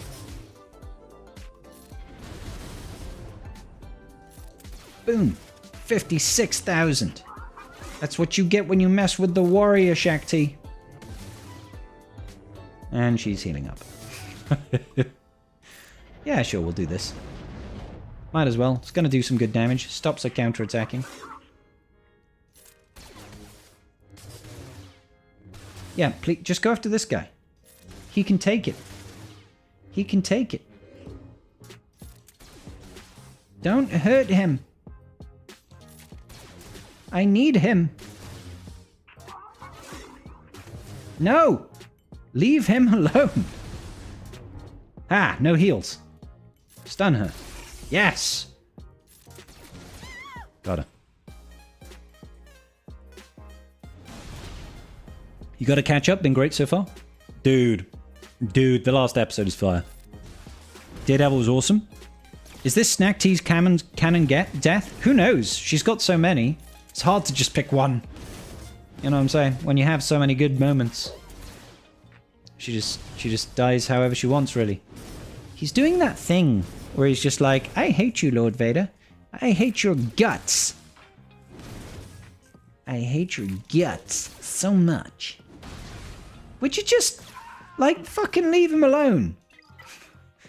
They're just bullies, man. They're bullies. All right, I've already had enough. We've wasted way too much time trying to do that. Wasted way too much time. What even is the rewards for that tier? That's the Baylan Skoll event. I know Baylan Skoll looks a lot like Nightfall. They're very similar in style. The rewards are 2 million credits, and I mean, you will receive 3 of the following rewards. That would be nice, but it's not that nice. Whereas this one over here, this one only gives you 1 of the other, but still, 10 impulse detectors and 10 arrows, these are good rewards. And you definitely get 10 Zen biddies, and 10 Zen biddies is valuable. That's valuable. 5 million credits is pretty valuable. And this one over here gives you like girders and stuff, right? Frank, I feel your pain, dude. I feel your pain, dude. It's painful. The pain and the suffering is true. Okay, we got 120 energy, but I'm pretty sure I've done all my Omega Sims for today. The Omega Shimmers. Yeah, she's at the 100 refreshes. So we ain't going to touch that no more. Let's go ahead and sim the things that we need, like Chirotech. Can never have too much Chirotech, guys. 11 sims for 1 Chiro is good value. And these Fabritech data pads, they'll be useful. 6,500. We'll use that to break down into bronziums.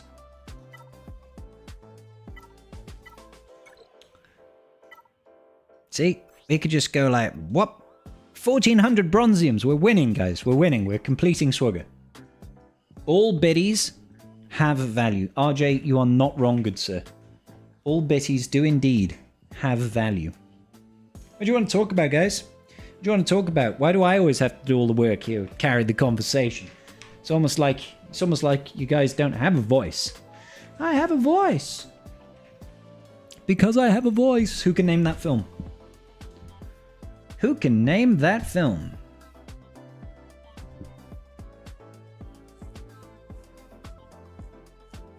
Boom, boom, ba ba da. Patron chat. Straight to R8 on the old Baylan. That's always good business. You doing a great job? You doing a great job? Scribe. I never claimed I was good. Never claimed I was good at any jobs. All right. Just because you think that I said that I did good jobs. I just said I had to do all the work, not that I did it well. All right. Let's talk about show The Studio with Seth Rogen. It's a posh LA life, and I hate it. It's posh LA. I've never watched the show The Studio. What streaming service is it on? I'm assuming it's on a streaming service. I can't wait to go back to work on Monday because that will mean 11 days before Andor. Oh, Tadana, I'm off on Monday. So no Monday work for me. And yeah. Doesn't Andor drop on the 22nd? I thought it dropped on the 22nd. I'm always on the job, bro. You're right. I said it. You're doing it. Ah, Rob. Rob out here, smooth talking son of a gun. Give me 1 second, guys.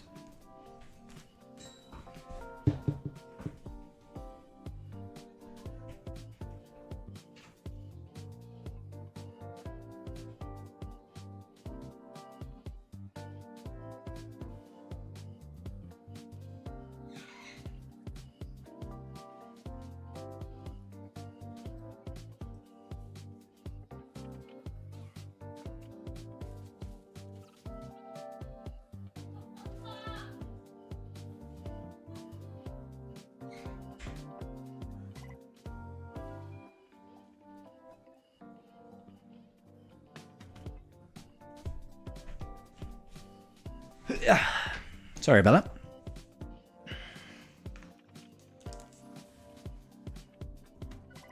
Oh, right. Okay. 1 day. Yeah, you confused me then, Tadano. You're like, it's just 11 days. I was like, hang on.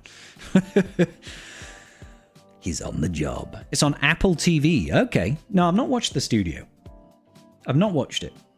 But doesn't Seth Rogen normally just do like comedy stuff? Is it moving away from comedy?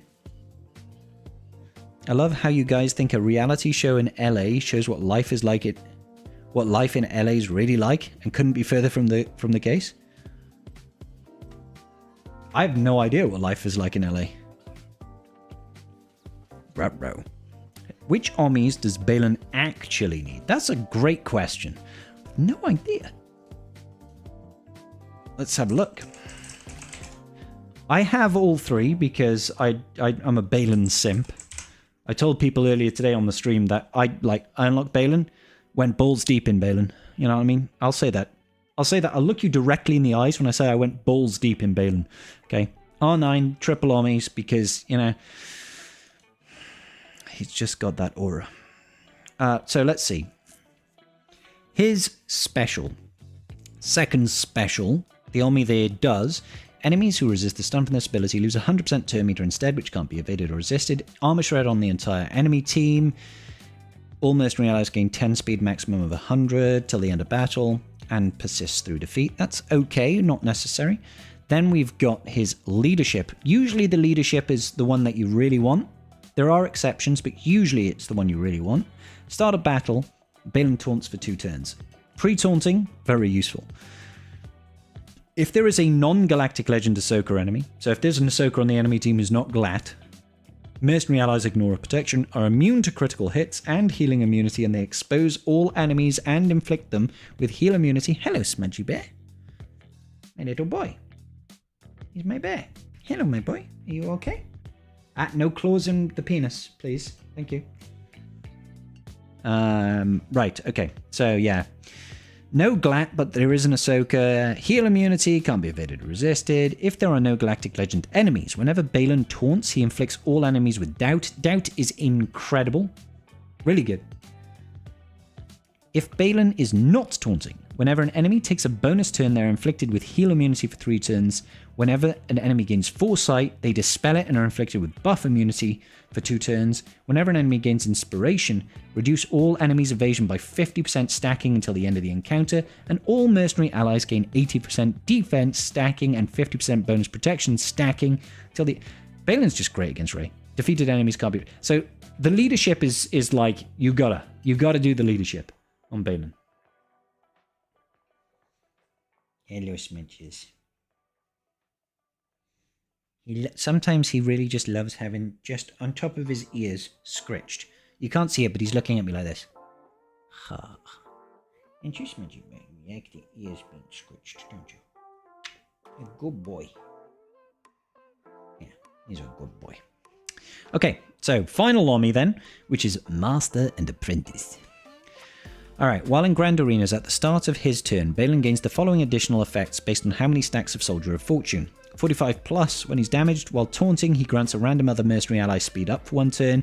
50 stacks whenever Baylan attacks an enemy inflicted with Purge, he reduces their tenacity by 20%. Whenever he stuns them, he also increases their cooldowns. So I would say that one is the least important. Leadership first, special second, unique last. If you're going to do it at all. Leadership is the only one that I think is really mandatory, in my opinion. Gatito, en serio, Rob. The one enduring thing about kittens, yeah, is that it doesn't matter how old they get, they're always kittens. And you're Smidges. You're a good bear. Yes, he loves an ear streak. That's how look at you two? That's how you look at him? Oh. No worries, Nightmare. Or just do all 3. Evo, that's exactly what I did. Look at this little purry boy. Look at him. You got shush for dad? Got shush for dad? Eh?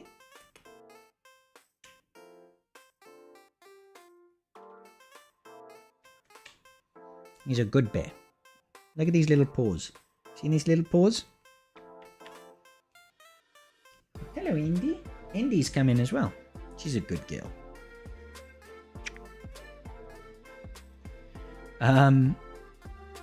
What is my most useful character? Probably Bane. Bane is the most useful. He's the Swiss Army knife of offense GACs. If you ever need to like absolutely kill a team, Bane is always the answer. Almost always the answer. But I love Malicos and Bane as my favorite attacking teams. Yeah, good boy. Indy. You good girl. Hello, good girl. Oh, she's sweet, guys. She's very sweet.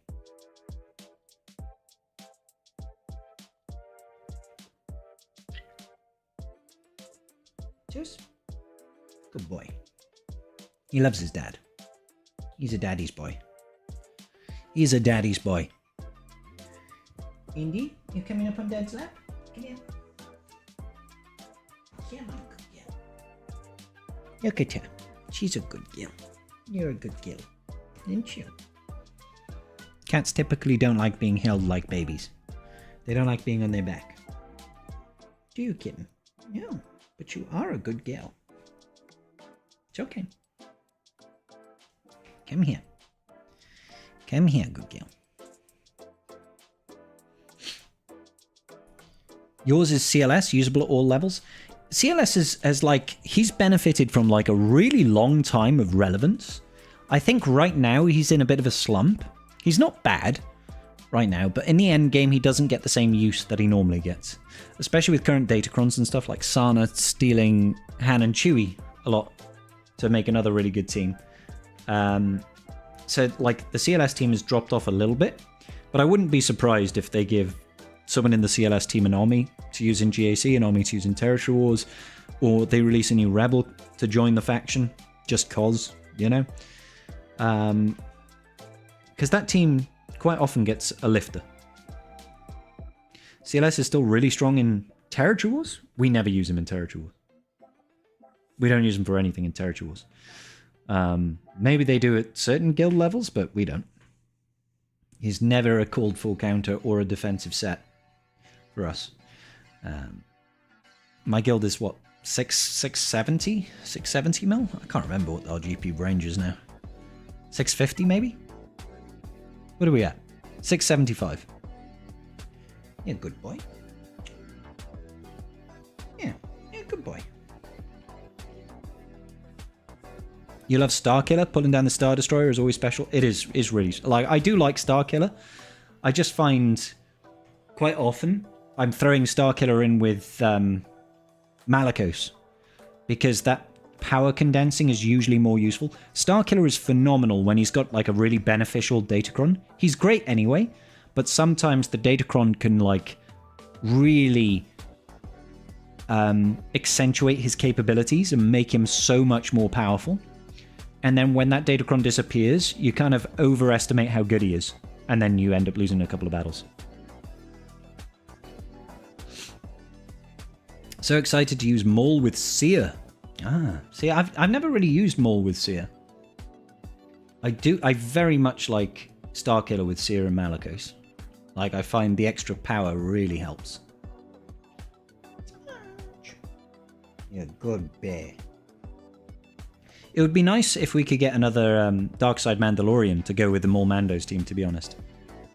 It doesn't feel like a fully cohesive team right now. Gar ISC under Maul Mandos is great. Kandris is great. Django doesn't feel like a great fifth.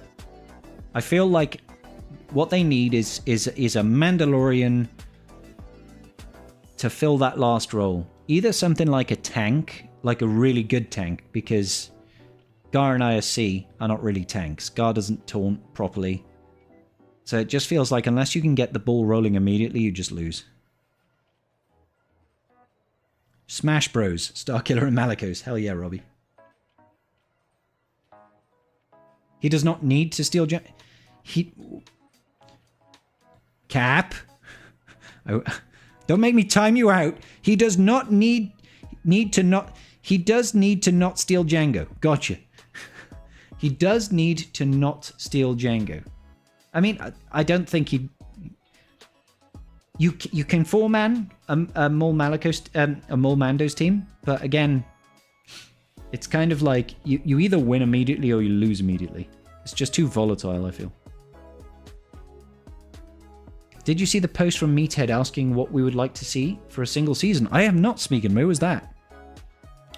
In TB, our R8 team is very good in the mixed zone, but in Territory Wars and GAC for cleanup for weaker teams, we just have too many at this time. Sorry, Smarmy, who are you talking? Oh, CLS at the minute.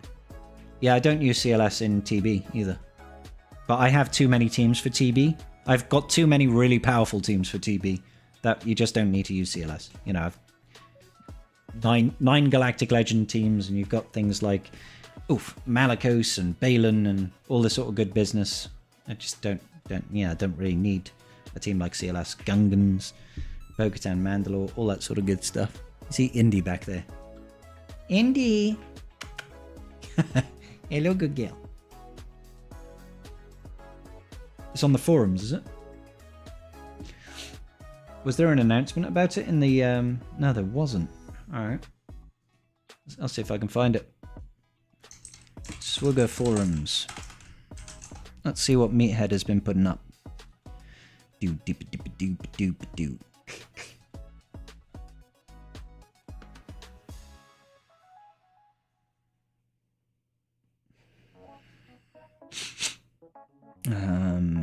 Game info, bug reports. I'll go to Game Info Hub, maybe it's there. There's a raid update information, but that was from 2 months ago.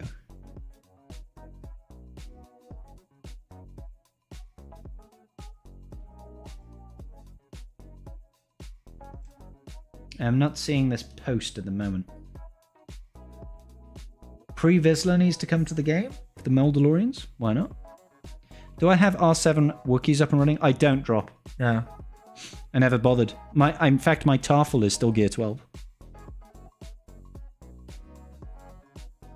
Oh, I got you, Cap. Words are hard. Troopers, how you doing, buddy? I'm doing good, mate.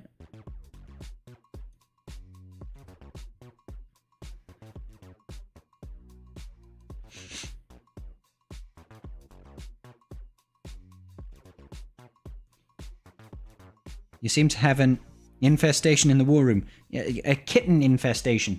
That's what I have right now, good sir. There are worse infestations to have. I'll be honest, guys. I really hate the EA forums. They are like the most unintuitive forums to navigate. They're so bad to navigate. Like, why is there not a section where I can just go to dev posts? Like, where is that? I can't even see where that is.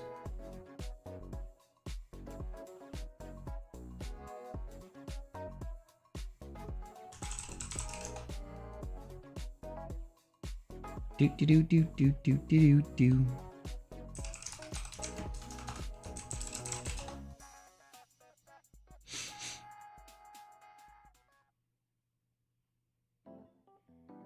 Yeah, so I simply can't find that post from Meathead. I wish we had a full flowchart where characters go when squad members are better used elsewhere. Like what to do with Emperor Palpatine and Mara Jade when Starkiller goes to see a Malicos. That is a fair question, to be like a fair comment, to be honest, Heinricha. My response in particular, just for Mara Jade and Emperor Palpatine, is nowhere. They don't do anything. Technically, you could throw Mara Jade in a right now in a Magma Trooper. Actually, the Magma Troopercron just disappeared, didn't it? I just click on Meathead's name on one of his posts to see his latest. But see how bad is that for a user perspective? One, I'd have to find a post by Meathead. Two, I'd have to click on it. Instead of it being clear, the forums are shit. I'll be honest, they're shit.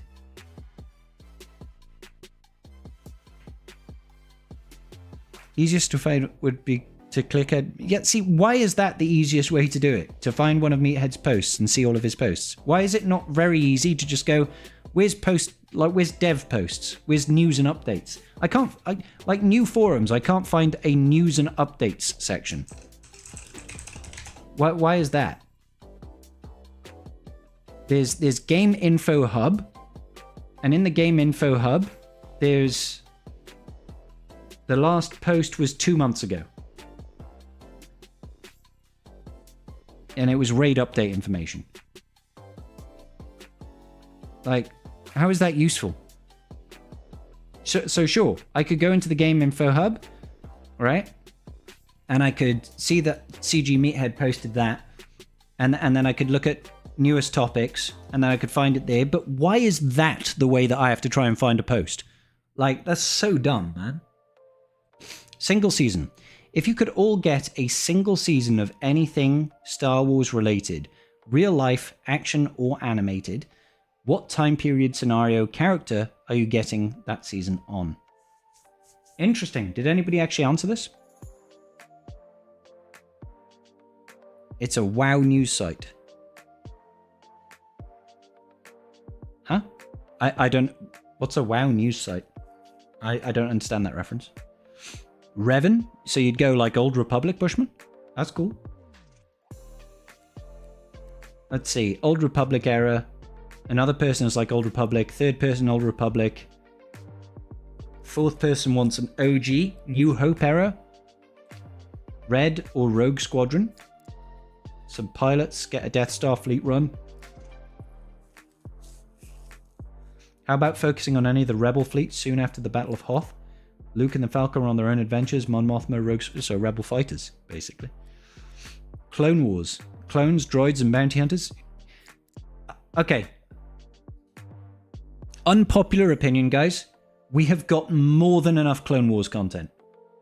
We got more than enough Clone Wars. We do not need any more Clone Wars era content. We got shitloads of it. See how many bounty hunters we've got? Loads of it. Galactic Republic, massive faction. Clones, getting bigger all the time. Bad Batch, all of it. Like, we've got enough Clone Wars era content. We don't need more of it.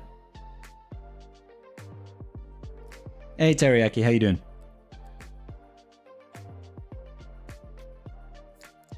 A nature documentary about the creatures that Luke milks. This one gives you blue milk. This one gives you green milk. Agreed, Smeagol. MMO Champion is a WoW news site whose setup is what EA forums should look like. I gotcha. Maybe like a Delta Squad? Well, Cap, we're about to get one of Delta Squad, aren't we? Been treating today like Friday. I'm glad you're doing the same. Hell yeah, Tommy. 212th. New Republic? Hot take, but Clone Wars ship content. Oh my god. Smudgy, will you stop molting all over me, dude? He's covering my face in his fur right now. It's just... The problem with having cats is he's purring. And it's just... He's purring in my lap right now. He just wants attention. And greedy bear, aren't you? Yeah.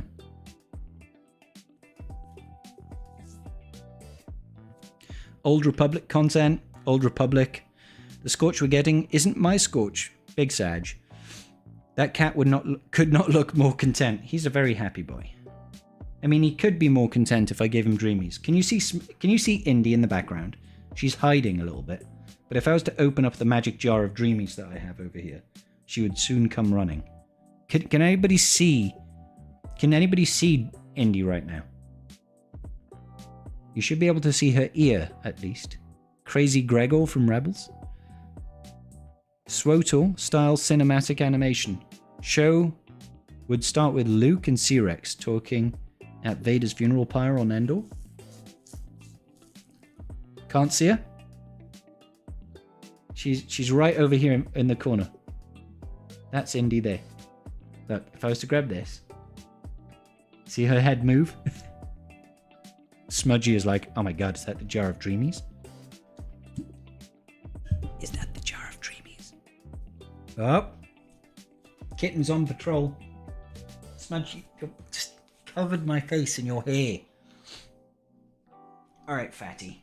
Come here.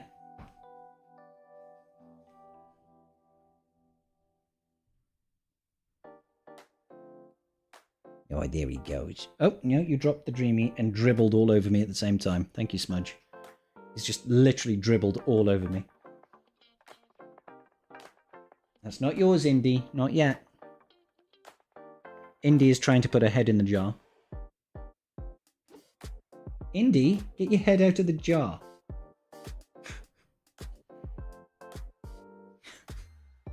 Smudge is literally drooling all over my fingers right now. Thank you, Smudge. Ow! Jesus!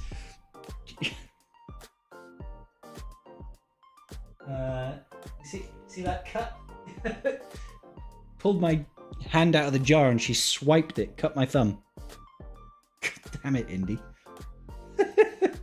Alright, last one, Smudges. Down you go. Indy, come here, naughty girl. Don't swipe. Oh my god. Oh my gosh. She's already... Look at this. What's that? Ah, put the claws down. Aye. Behave.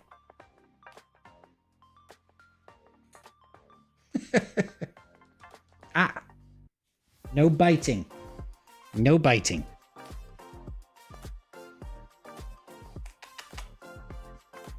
Ow! Don't eat my hand. Don't bite the finger. She's naughty.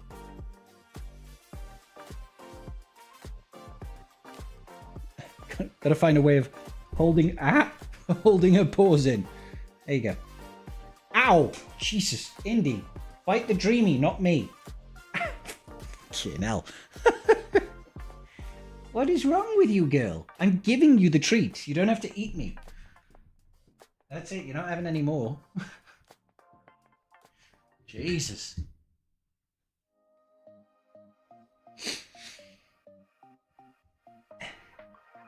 Let's see if I can get the camera to focus there. Little kitten scritch along here. I think I'll survive somehow.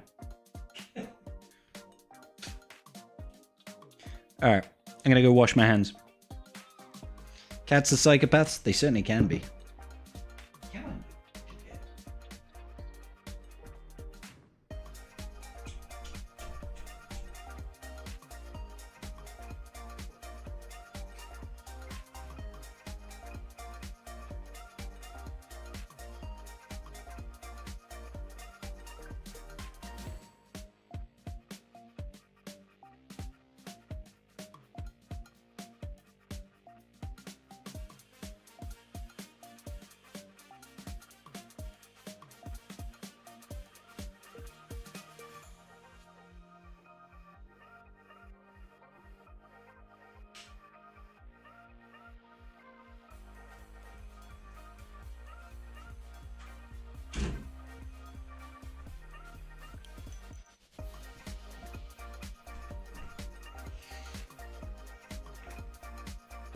We totally should have had a proper story about the original trilogy gang after the war, and the war aftermath, with the story being about how Luke, C-Rex, Ahsoka are trying to build the Jedi Temple, home for war veterans, and the Bistro,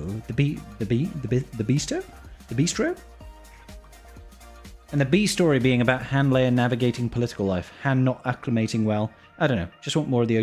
I would love to have more of the original trilogy gang. I don't think we'll see it. I have a feeling we won't see it. Maybe we will in the future. Who knows? Maybe in like 20 years' time we'll have a Star Wars reboot. And it'll just be a reimagining of the original trilogy with a new cast.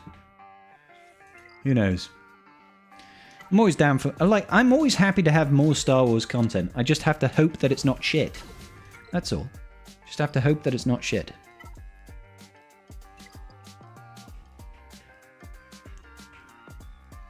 That is the New Republic. Does it immediately go to the New Republic after the... Yeah, well, I suppose it would be the building of the New Republic, Mike. The building of the New Republic. which I'm sure would be interesting enough, you know, watching Luke trying to start a new Jedi Order. I was always kind of disappointed in the sequel trilogy that Han and Leia never worked out. Like, that's kind of disappointing.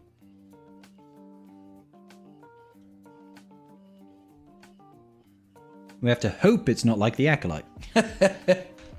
Yeah, man. As far as I'm concerned, as long as it's good, I don't mind. I'll watch anything. But I do think that Star Wars feels like it's always better when it's trying to tread new ground instead of trying to just ride on the coattails of existing things, right? Like, that's what was really refreshing about things like Andor and things like The Mandalorian early seasons and stuff like that, is it wasn't all about the Skywalker trilogy. It wasn't all about Jedi and Sith and lightsabers. You don't have to always talk about that sort of thing. I have Nightmare. I have 2 level 15 FDCs at the moment. I've got Boba Fett Signer Django's and I've got Fennec's. No, sorry, Boba Fett Signer Django's and Dr. Aphra's. I've invested a little bit into the Phoenix one and a little bit into the Zalbar one, but not very much. And I'm probably not going to take them too high. I'm focusing now on getting the rest of my Datacrons up. Maybe more First Order, like maybe the Jet Trooper to boost Phasma lead. Cap, not a bad shout. I would like to see, like, it would be interesting to see stuff like more First Order, Knights of Ren. I think it's criminal that we didn't get any Knights of Ren.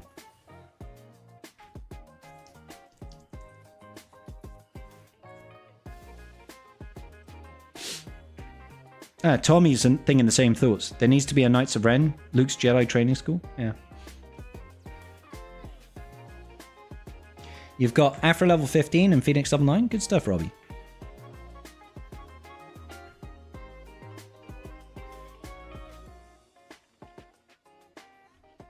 Yeah, it's just like, generally speaking, even in the sequel trilogy.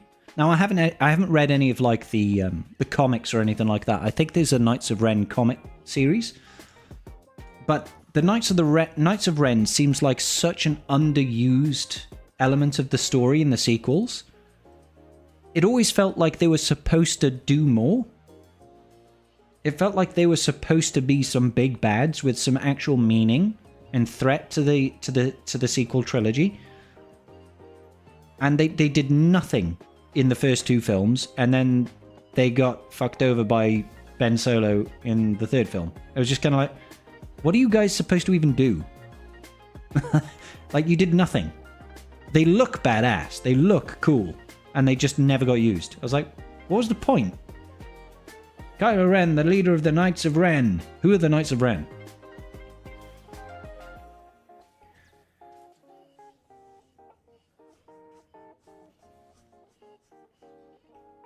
My beer got Boba is still gear 12. Your beer gut Boba is still gear 12. Mine's Relic 7. I think mine's Relic 7. Let me double check. He's at least Relic 7. He is Relic 7. Yeah. Relic 7 won Omicron on his leadership.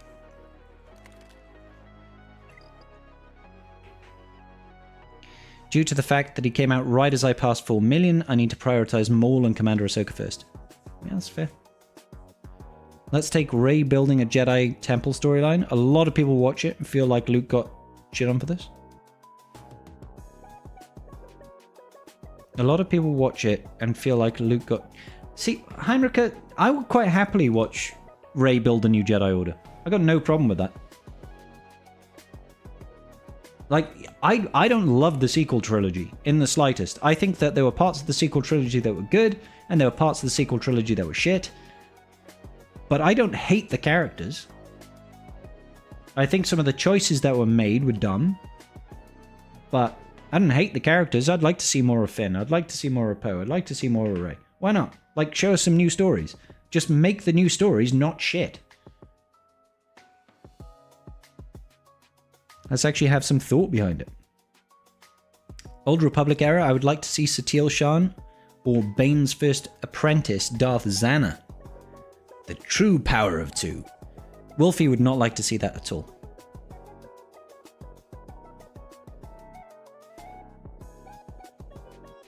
Yeah, no, Dad Bod Boba is only important if you want to have good TW performances, and even then, the game's gotten so big now that you don't really need Dad Bod Boba. You take that back, Wolfie. You hate Bane. You are an anti-Baneist. You're Bane's auntie. You liked Rey the character and how she was hopeful like Luke was, just the Mary Sue thing, which was technically not the it's not the act. It wasn't Daisy Ridley's fault. It wasn't any of their fault. The actors and actresses just have a script to work to and direction that they get given. It's as simple as that. I think some people get very critical about things that don't need to be critical. That people don't need to be critical of at all. But yes, like she would like the issues I had was stuff like she was able to overpower Kylo Ren in a lightsaber duel, having never used a lightsaber. That sort of thing is just kind of like, I get it, she's the main character and stuff, but he's actually studied, been trained by Luke Skywalker, and she beats him. Sure, he was injured. I get it. But she still shouldn't be beaten. She does a Jedi mind trick without knowing how to use the Force. It's like, come on. Wolfie, all I know is that you just hate Bane and all Bane things. I know you don't like Bane. Don't pretend like you do.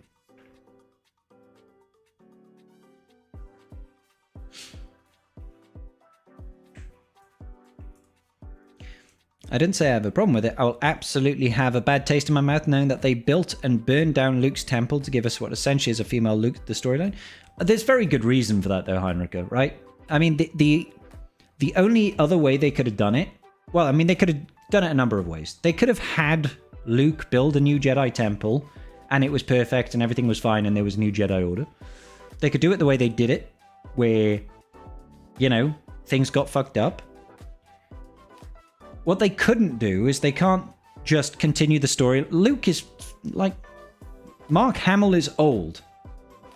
They're not going to pick up immediately after the end of the original trilogy and have that plotline of, let's follow Luke building a... It's 30 years later. In real terms. And recasting Luke wouldn't go down well. You know that, right? CGI? CGI does not get it. Like, how much do they tear into the CGI carry that we saw in Rogue One? Or the CGI, even the CGI Luke in Season 2 of Mandalorian and stuff like that. We can't have an entire... It's okay to have a couple of scenes in it. We can't have an entire trilogy of films done like that. The Fresh Prince of New Jersey.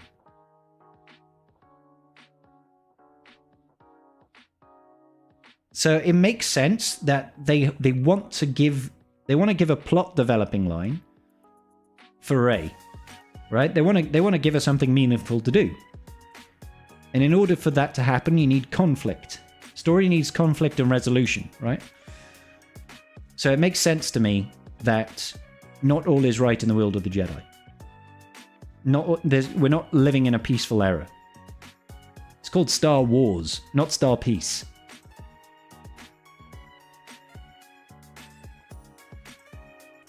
Was Wolfie enjoying last night?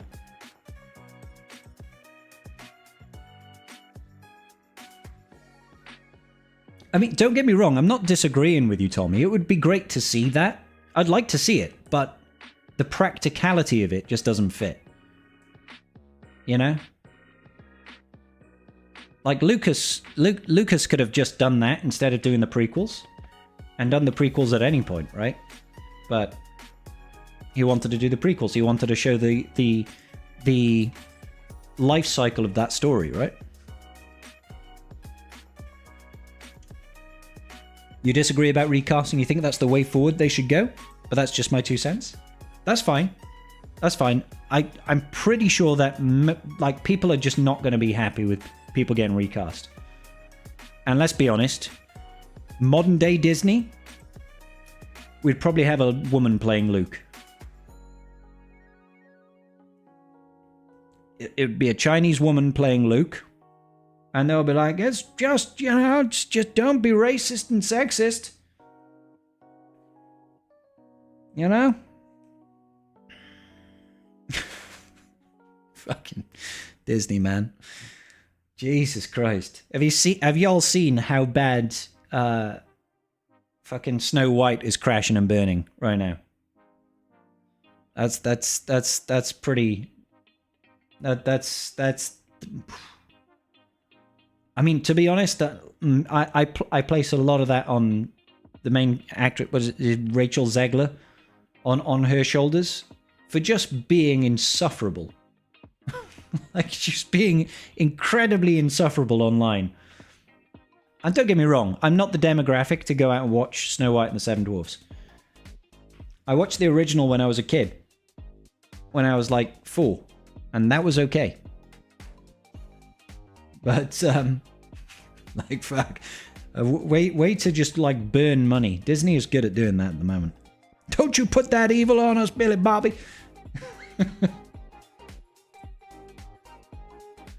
At least they're making Tron Ares. Are they, Roro? Sometimes actors gotta learn to just shut the fuck up and do their job. Just shut the fuck up and act. Alright? There's been in conflict between the books and the movies, but they need to choose the better storyline to fit the studio. Yeah, I think it's just complex, right? Tron Ares is due out in October. I've never watched any Tron films, so it just doesn't excite me. But maybe I should. Should I watch Tron films? Is that a thing that I should do? Baylan recast is still hard to get your head around. With that, I don't think they could have had a better choice. Yeah, God, what is it? It's the guy who played the Hound, right? Is replacing. I think he'll smash it. I'll be honest. I think that's really solid casting. He's obviously very different to Ray Stevenson, but he's got surprising depth as an actor. I need to go watch OG Tron first. Yeah? I haven't seen it, but supposedly the reviewers are saying Zegler was one of the few redeeming qualities. Really, Wolfie? Wow. Yeah. I haven't seen it, and I don't intend to see it. I've got zero interest in watching it outside of for the memes. So, and to be honest, I've seen Rachel Zegler in a couple of films, and I've never disliked her. I think she was in oh God, what was she was in that what's that musical film? She was in the prequel to the Hunger Games, A Ballad of Songbirds and Snakes, or whatever it was. And she was fine in that. She was in... Fuck, what was the musical called? What was the... West Side Story. Thank you, Calvin. West Side Story. And I enjoyed that. That was great. I don't think she was the star, but it was an enjoyable film. But I like musicals. Yeah, I'm gay. Whatever. I haven't seen it, but suppose... Oh, sorry, I've read that one. You're wearing that shirt makes me want to challenge you. I will be using Kazuya, alright? Original Tron was good, the sequel's not so much. The Hound is a great actor. Yeah, he was brilliant. He lives on an island in Loch Lomond. That's amazing. As someone who grew up 16 miles from Disneyland and has countless friends, girlfriends, family members work there, I can tell you they don't care about racial equality or the things they care about what's best for the brand. You guys freaking out about the race of a cartoon made-up character doesn't help things? I'm not freaking out about the race of a cartoon make-up character. At all. I can love the actors / musicians / visual effects artists involved while still thinking that their storyline, business decision, or creative stupid. Of course you can, yeah. But being able to separate art and artist, as it were, is not something that everybody's great at. It's called pandering. West Side Story, thank you. Shazam 2.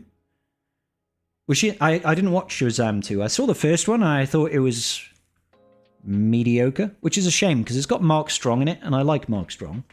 And I've never had a problem with Zachary Levi. I used to like that... what was that? Chuck. That TV series Chuck. He was good in that. That was enjoyable. Hey, Nucci just raiding in. I think she's hot. She was in Shazam. I don't recall her in... Was she in the first one? Was she in the first one? I don't remember, but I did watch the first one a long-ass time ago. Her issue with the Snow White movie was more that rewritten after the uproars of those dwarves. I don't know why they just didn't cast dwarves. Or, sorry, little people. I don't know what the PC term is these days. The fact that you have to watch Book of Boba Fett as an intermission to Mandalorian Season 2, 3. I'm pretty sure you could literally skip Book of Boba Fett and not miss a beat. It was rewritten. Right, okay. Oh, right, sorry, Rob. Second one. You like Mark Strong because he's bald. Where's the lie? Where's the lie? I like Mark Strong. He was great in the first Sherlock Holmes film. The first Robert Downey Jr. Guy Ritchie Sherlock Holmes film, which I think they're doing a third one now. Arnold makes a video bashing Nightfall, gets memed, and then changes his tune to say the shards being given away are insane. Did he, Grandy? Grand Pegasus? What's going on, Eddie? Cool? It's Friday over here, Welshman. No work tomorrow. Fucking right, brother. You liked the war droids in Book of Boba Fett? I can't even remember them. Hey, Ali, how you doing? They didn't cast them because Peter Dinklage made a big speech? Is that right? Peter Dinklage was like, don't cast little people. Why? Because was he worried that little people will get typecasts as little people? Peter Dinklage has done great work not being just a little person in films. Do you know what I mean? He's never, like... The only time he was ever the little person was when he actually played Tyrion Lannister, right? Which obviously is the role that slingshot his career massively, and I loved him in that role. But then you see him in things like... He was in the X-Men film as the guy in Days of Future Past, I think it was. I can't remember the name of his character now. But, like, historically, that guy is not a little person. Tyrion? Peter Dinklage got that role absolutely fine. And he's never felt like he was ever typecast. In fact, in fucking Infinity War, he's a dwarf that got cast as a giant. So, you know, literally the opposite. Actually, I'm on episode 4 of Book of Boba Fett with a friend who hasn't seen it before, and it's not as bad as we first thought, let me just say. Fair enough, Rob. I was just disappointed in Boba Fett being a pussy. Hey, Ali, yeah, absolutely. That's exactly what happened with Peter Dinklage. That's a shame, man. Peace out, Nooch. Good night, dude. The big droids with 4 cannons and a shield that fought the Rancor. I can't even remember, Frank. I only saw the series once. Trask. Thank you. Thank you, guys. Yeah, Trask. He was Itri in Infinity War. Yep. Robbie doing pretty good. Dinklage is awesome. He is great. Thoroughly enjoyed Peter Dinklage. Thoroughly enjoyed Peter Dinklage. I think he's great. You know? But I do think it's a little bit weird to say you can't cast little people as little people in a film. Unless, you know... Maybe it's the whole terminology of calling them dwarves. Is that the issue? Season 2 of Mando ends with Grogu being taken by Luke, but Grogu is back with Din at the start of Season 3. All the Luke scenes happen in Book of Boba Fett. I don't think anybody who watches The Mandalorian ever thought, we're never going to have Grogu and Mandalorian together again. So whilst I can get it, you know, you see how they get reunited. After the first episode, people will be like, oh, okay. They'll be a little bit confused, but hey. They're called Scorpionic Annihilator droids. Huh. Wouldn't you want a person with dwarfism to play someone with it? I would have thought so, Ali, but I don't know what he said and what his stance was. I'm just being told by people in chat that this is what they said. Hey, Calvin, how you doing, dude? How's things, brother? What brings you around these parts? I mean, you're always welcome in the chat, obviously. I mean, you can grab a beer if you want, but no pressure. Oh, well, you're absolutely right. He is brilliant. As what is it? He's like the head of the publishing company in Elf. And he's just like he's borderline psychopathic. It's great. You're here just for... Oh, Calvin. Oh, you. Shucks. We all like Calvin Awesome around here. He's pretty awesome.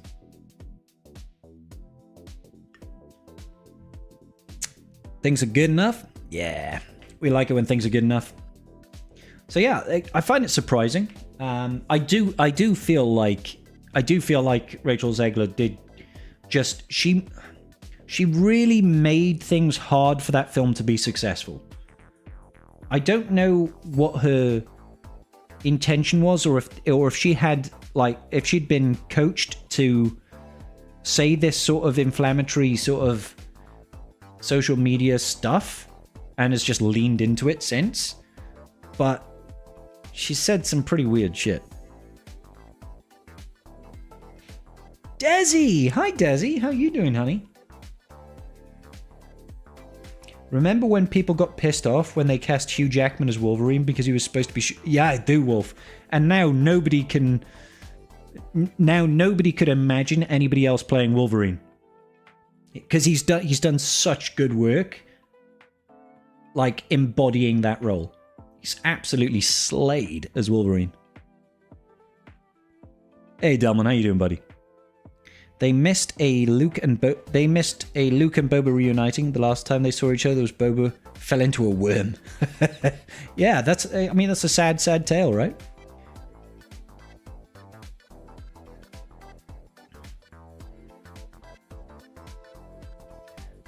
Yeah, I couldn't tell you, Rob. I couldn't tell you. I'm glad you're doing well, Desi. You pissed off the other actors who have dwarfism because it went from 7 jobs for them for all dwarves being CGI, and it just felt like unnecessary. Felt unnecessary. You know what I'm saying? Better haircut, Scribe or Calvin? I've got a bigger haircut than Calvin has, all right? You know what really pisses me off about Calvin, as much as I love that guy? 1, he's got a beautiful head of hair. 2, he can grow a better beard than me. You can't have hair and also grow better facial hair, Calvin. Leave something for the rest of us. All right? Jesus. Also happens to be really handsome and really intelligent. What a jackass. It's Calvin the Whale now. Get it right. Hang on. Calvin is free to play. Calvin's free to play. Remember being skeptical about Robert Downey Jr. playing Iron Man in 2008 because I didn't know who he was, and now I am Iron Man. Yeah. I have all of my haircut. Exactly. So my haircut is definitely better. That's how it works, right? Privileged to play? That's true, Ryrock.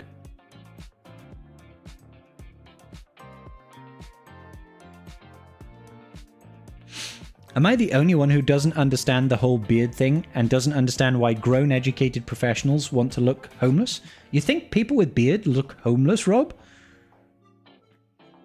That's a strange stance. That's a strange stance. Do you think I look homeless because I've got a beard?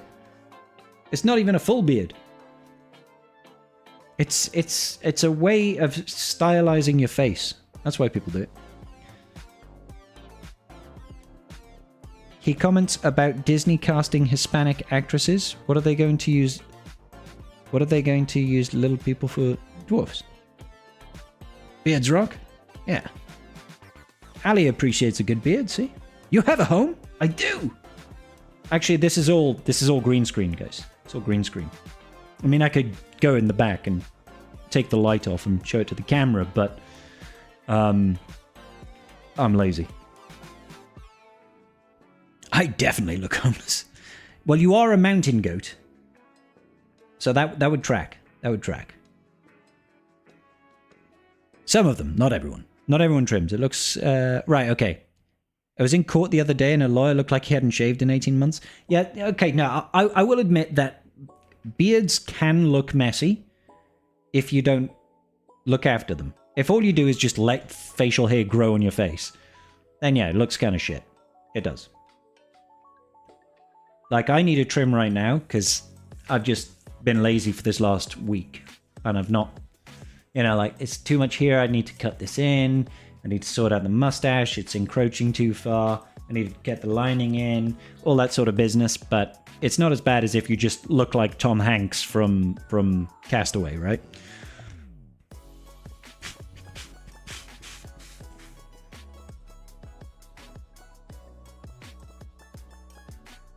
Like, I get that. I get that. For sure. But again, you know, some people like that. Some people like that. Beards be sexy. Yarr. See, Desi enjoys a good beard. You had a goatee for about 2 weeks.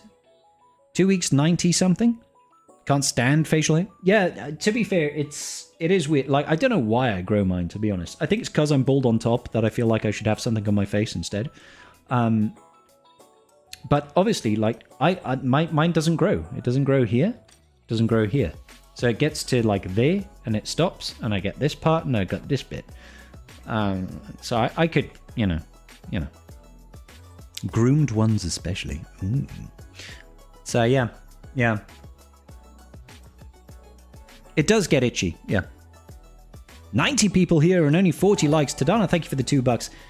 Guys, YouTube, fellas, ladies, sexy people of all shapes and sizes. Hit that like button on YouTube, and I will take a good swig of Madri. Well, to be fair, I'm going to take a swig of Madri anyway. So you might as well hit the like button. I'm saying. Jedi Knight Cal Kestis Zeta order. Let's have a look. I'm the worst person to ask for Zeta orders. A lot of people will just know it off the top of their head. Tommy with the 1337. Thank you, brother. I can't read what that said, though.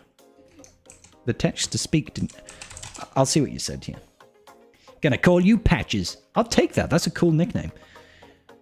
Monday, Thursday tip. Keep an eye out for on that Judas one. Ooh, the Judas lamb. Thank you so much, Tommy. Appreciate you. That's very kind of you, good sir. It's very kind of you. So, Jedi Knight Cal Kestis, right?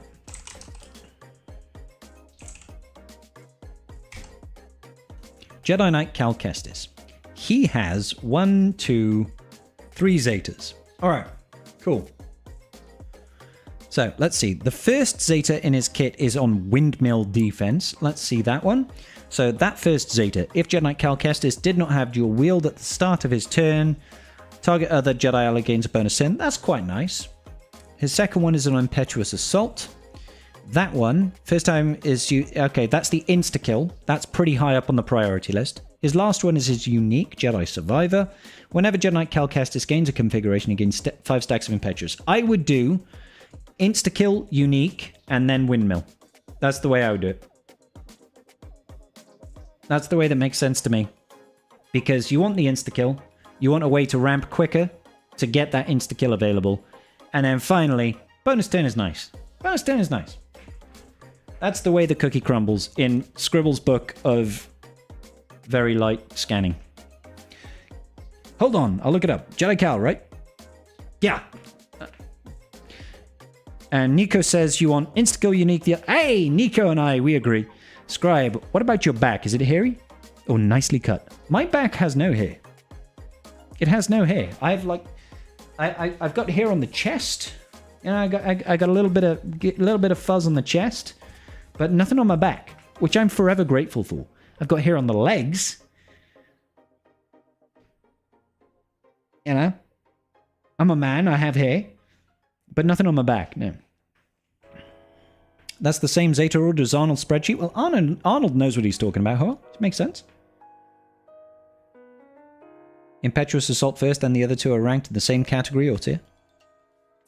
Oh, so they're like equal? I would probably do the unique first, just to help you ramp quicker. Doom, doom. Well, I'm glad I'm not alone in my thinking, at the very least.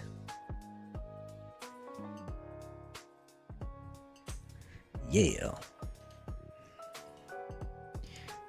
How dare my YouTube thingy not be refreshed? We managed to get it up to 48 likes. Can we at least get it to 50 likes on the old tube of the Ubes, please, ladies and gentlebeans? That would make my evening. That would make my evening today. If y'all could make a young, handsome, intelligent, bold streamer's dream come true of 50 likes in a stream, I could then retire undefeated. 50! We can do 60, guys! Ali, I like your gumption. I like your enthusiasm. I like your chutzpah, your moxie. What else do I like about you? I don't know. I'm sure there's lots to like, though. Just like this stream. Smooth, Scribble. Real smooth.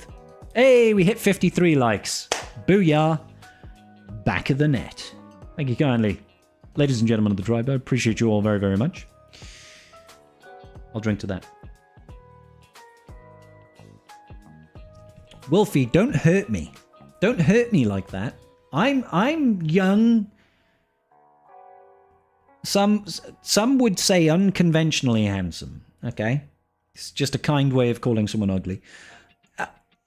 Intelligent. Intelligence is a scale.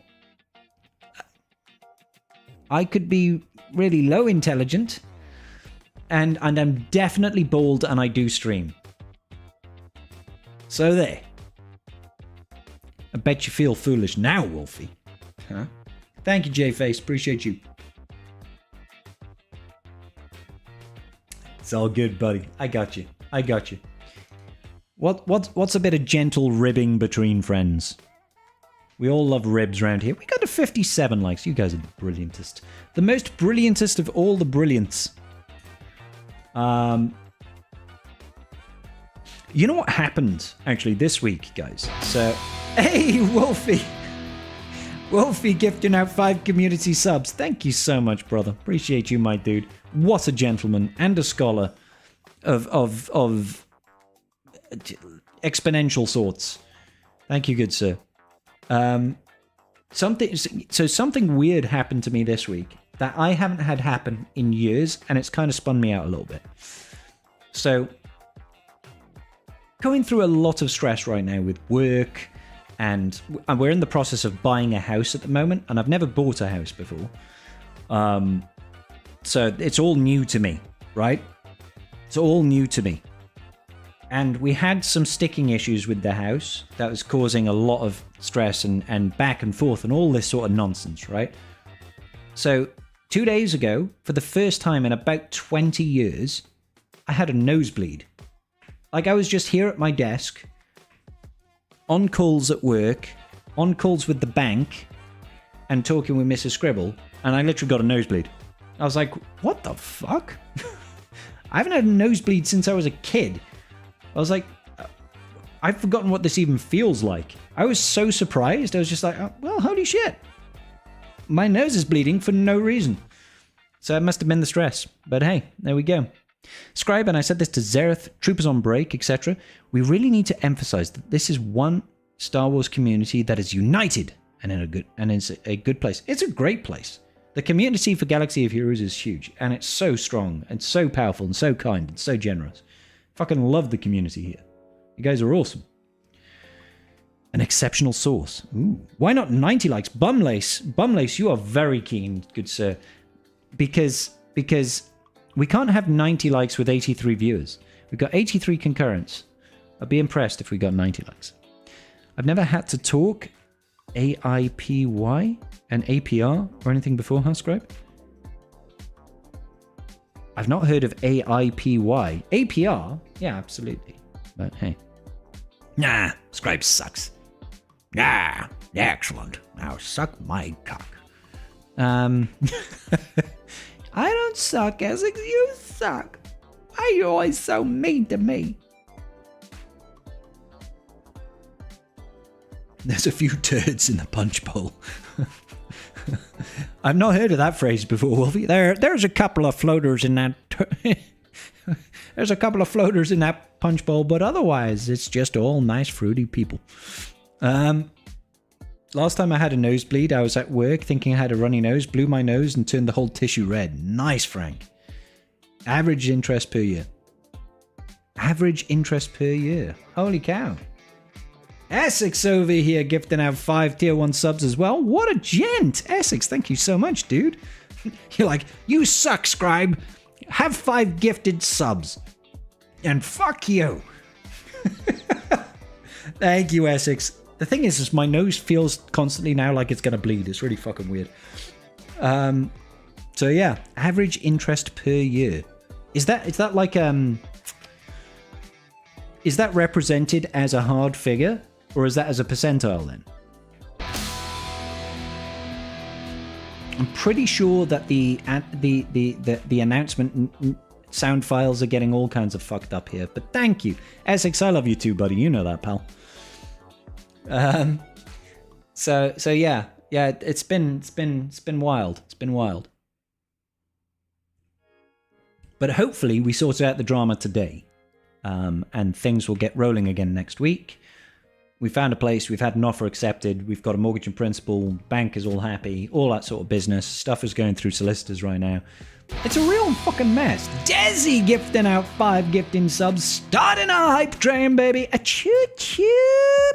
Thank you, Desi, honey. Gifting out the 5 gifted subbies. Are you joining us tomorrow, Desi? I say us. I'm saying us because it's a Friday night stream tomorrow night and there's no GAC. And I haven't checked in with Ranger to see if he's around. I mean, it's only Good Friday. I'll be streaming and I'll be getting drunk. You're welcome to join if you're not doing anything. And who knows? Shouldn't have used my Prime today, damn it! Exactly, Frank. You missed your opportunity. He'll probably be around. Do we want to do some party games? Probably, Desi. Something like that. I don't know. I don't know if Wolfie wants to join. Wolfie's in the chat. Tadana with the $10. Big party tomorrow. Tax season is over. Exactly, Tadana. Thank you so much for the $10, brother. Tax season is officially over, so we're going to celebrate. I've got a whole liter bottle. This is an empty one. I'll have one of these, but bigger and full. It's downstairs. So I bought it. It was funny. I was in Tesco's. A UK equivalent of Walmart. I don't know if you have Tesco's in the States. And they had this bottle of Captain Morgan's rum. They had this bottle of Captain Morgan's rum for £19.50. And right next to it, this is a 700ml. They had a 1 litre bottle for £19. And I was like, huh. 300ml more. 50p cheaper. Which do I buy?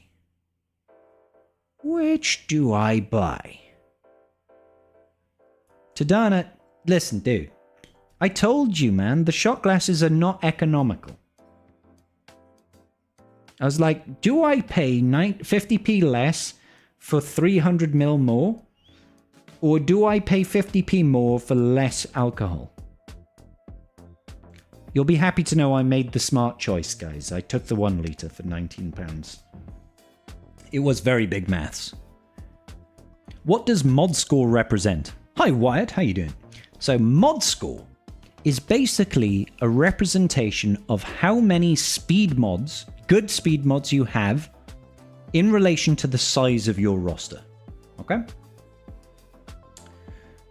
Generally speaking, the higher the mod score, the better your mods.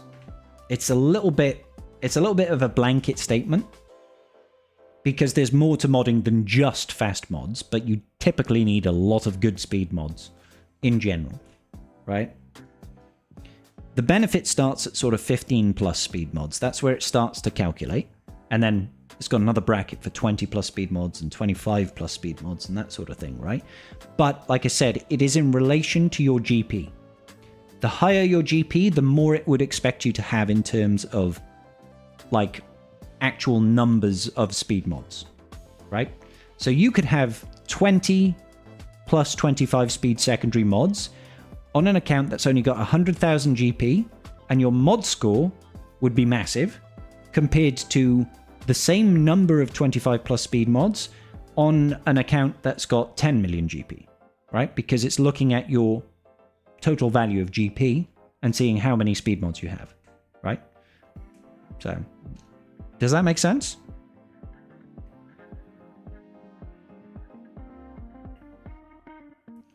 Personally, like the private stock way more. I mean, we do still have our nice bottle of Blantons here. I'm trying to drink this sparingly because I don't just want to neck it.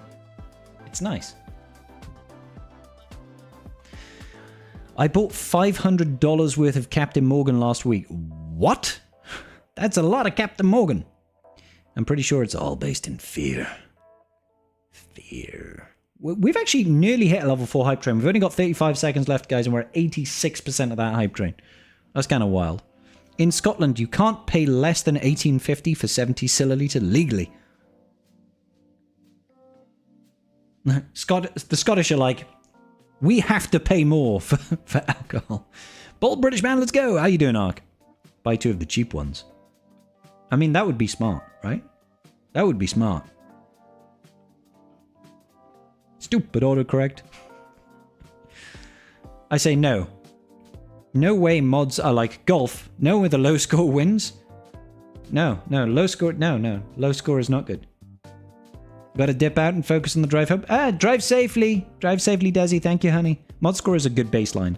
After that comes learning which characters need the most speed, and then which order the squad should have their speeds, boss bounty hunter after that. And there's so much. There is so much. Like, having a good mod score doesn't make you a good player.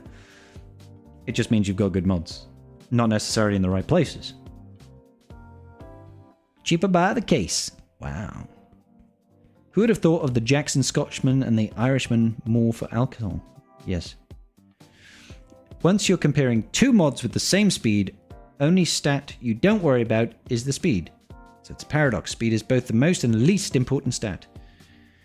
Speed is the most important stat, always.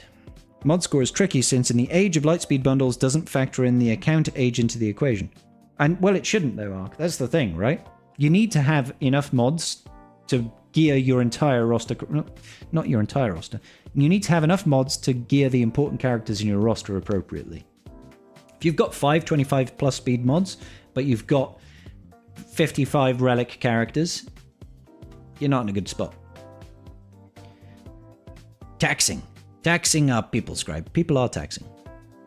People are taxing. All the time.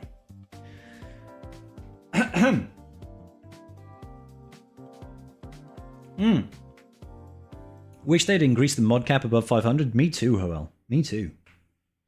Did I ever play Assassin's Creed 4? Was that Black Flag? In which case, yes. I platinumed Black Flag. I thought it was great. I can't play that game without thinking about Captain Morgan. Too many pirates. And the main character was voiced by a Welshman. Speed isn't everything, but it's the barrier to entry. The mods need speed to be considered, yeah. But it's everything else about them that makes them good. There's just too many teams and characters that are dependent on having good speed. That's the biggest issue. CG has done a lot of work in recent years to try and come up with teams that need other modding disciplines than just pure speed, right? And it's wrong to say everybody just needs pure speed, because you still need to look for things like, oh, let's get a crit damage triangle, let's get an offense primary, let's get a protection primary, let's mod for tenacity and all this. There's definitely nuance to it, but there's so much around let's try to get as fast speed as possible and then get the right turn order in the team. Because if all things considered, and you're in a mirror match, or even if you're not, quite oftentimes the decider for who wins the match is who's got the faster speeds in order to go quicker, you know? So all Welshmen are pirates and brigands. Exactly, Melkosol. Exactly. Yes. Mods need speed and other secondaries. You want the speed, but the other secondary percentage is what makes a mod. Can a good guild member without... Can you be a good guild member without being on Discord? All guilds seem to require. Tommy, that's a great question, mate. That is a great question. And I think it really comes down to how the guild is run. Because the in-game chat functionality in Galaxy of Heroes is not great. And there's a lot of things in this game that require coordination. Particularly when it comes to territory battles, but also territory wars. So, on a surface level, yes, you can still do everything that a guild needs you to do without having to join Discord. But when it comes to communicating things like, we need you to put these platoons in this area, or territory wars, you need to use this particular counter to take down this particular team in territory war defense. You need to use this type of datacron. Your modding order needs to be this. Make sure you follow guild modding and this sort of thing, and this is how you do it. All that sort of context is so much harder to do when it comes to guild communication if you don't have a central point for it. And there's no central point for it in the game. Right? Yeah, you've got guild chat, but that's useless. It's useless. It's crap in game, right? So the best methods is always an external version. It doesn't have to be Discord, it could be anything external, right? You could have a Facebook chat group, a WhatsApp group, a Line group, or whatever you happen to use, right? Just a lot of people tend to use Discord. So yes, in theory, you can be a very good guild member without having to use Discord, but the bigger your account becomes and the bigger the guild you're in, and the more strict people are about what you have to do to be a constructive member of the guild becomes, the more valuable it is to be in Discord. So, I hope that answers your question, Tommy. You recently hit 125 plus speed mods? Congrats, Dan. That's good, man. That's why I said speed is the least important stat when comparing two mods with the same speed value. Yeah, but I mean, we're already talking about speeds. So, yeah, I get it. I don't see how Tommy, because I tried that at the beginning because I'm not on any social media besides Discord, but it's not that bad. Depends on how much of your daily duties you get done without being asked. I find being in a guild Discord makes the game a lot more enjoyable. I agree, MHP, because you do get to speak with other Galaxy of Heroes players. You get to have a laugh and chat with them, you know? It's not just about, you know, your responsibilities as a member of the guild. It's about having a laugh with your guildmates. You can read and comprehend all the rules, info on Discord from one glance. You technically don't need to use the Discord, but Swugger Guild is a social game. It is. The better the teamwork... yeah, I mean, you know. So, for example, my guild in Territory War, we are a Territory War focused guild. We go into a new Territory War. Like, when that happens, and it's defensive phase, it's not like you can just set... Oh, all my lights are going off. It's not like you can just set whatever you want, right? The guild officers have got an idea of how they want to set their defenses. So they will communicate every zone, what team you're supposed to put, what datacron you're supposed to put, etc., etc. So everybody does the same thing. They communicate that through a particular channel that you just read, and you say, okay, I set this here, I set that there. Comes to attack phase, the same sort of thing happens. You can't just attack willy-nilly. The officers will look at the defensive board of the enemy, and they'll say, okay, well, we want everybody to use this team versus this with this datacron. Here is a video of how we want this battle to go. Here are the key steps in this battle that you need to consider. So it might be stuff like, you know, make sure you use such and such character special 2 as your first move.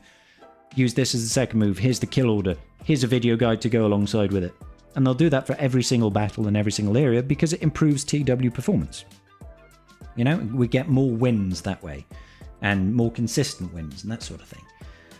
So that and having that level of communication through the in-game chat feature would be very difficult. It's just not set up to do that sort of thing. You know? Yeah, we do videos and everything for every counter, Chris, yeah. But that we're talking about end game high level TW stuff, right? We're not Gauntlet, we're just below Gauntlet. But I'm pretty sure that every Gauntlet guild also does that, you know? I'm in TB and Raid Focus Guild. We're trying to 48 star TB. That's hugely, yeah. Currently at 47 star. TB is your favorite game mode. Yeah, that's fair. It would take more of my... It does take time, Tommy. It does take more of your time. 100%. Like, I'm not going to pretend like it doesn't. At what GP? At what GP? At what GP does a guild become a Gauntlet guild? Gauntlet is like... They're like 5. There's like 5 Gauntlet guilds. It used to be about 10 guilds, but it's dropped sharply. It's more around the top performing guilds. You're at 630. We're at 675.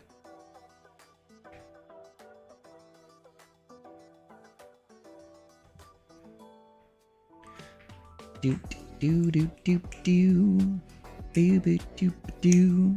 You're at 701? Nicely.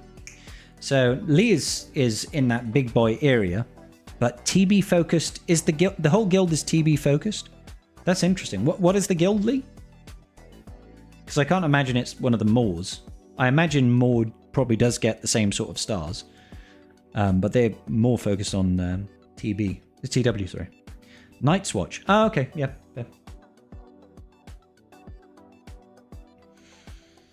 And like, I know a lot of guilds really prefer the PvE element of things. You have a weird fascination with TB as well? I don't like actually doing it, but I want to be able to do everything. That's fair, Robbie. I don't like the battles in TB. I find it dull. Just started working on Jabba. Can I rely on packs for Jawa or Urura? Will I need to start the hard nodes? That's a good question, Ryan. So we've had Jawa Lightspeed bundles in the past, and we've had Tusken Lightspeed bundles in the past. So it's not like they don't exist, but we have no idea if and when CG will ever re-release Lightspeed bundles. We don't know when it's going to happen. So personally, I would say just farm them. The actual shards are the least of your concerns. Like, it's the gear and the relic levels that will be the stickler. You're in a TB guild too as well? You enjoy TB? I don't. I like some of the special missions in general. I like the Geonosis planet. I think that's fun, just because it's got interesting enemies. But a lot of the battles are just awful. Like, ugh, gross. They take way too long. They're way too overtuned. Like, you know, I can win them, but sometimes it just takes too much brain power and too much effort of hanging around beating massive meat shields to death for ages. It's not fun.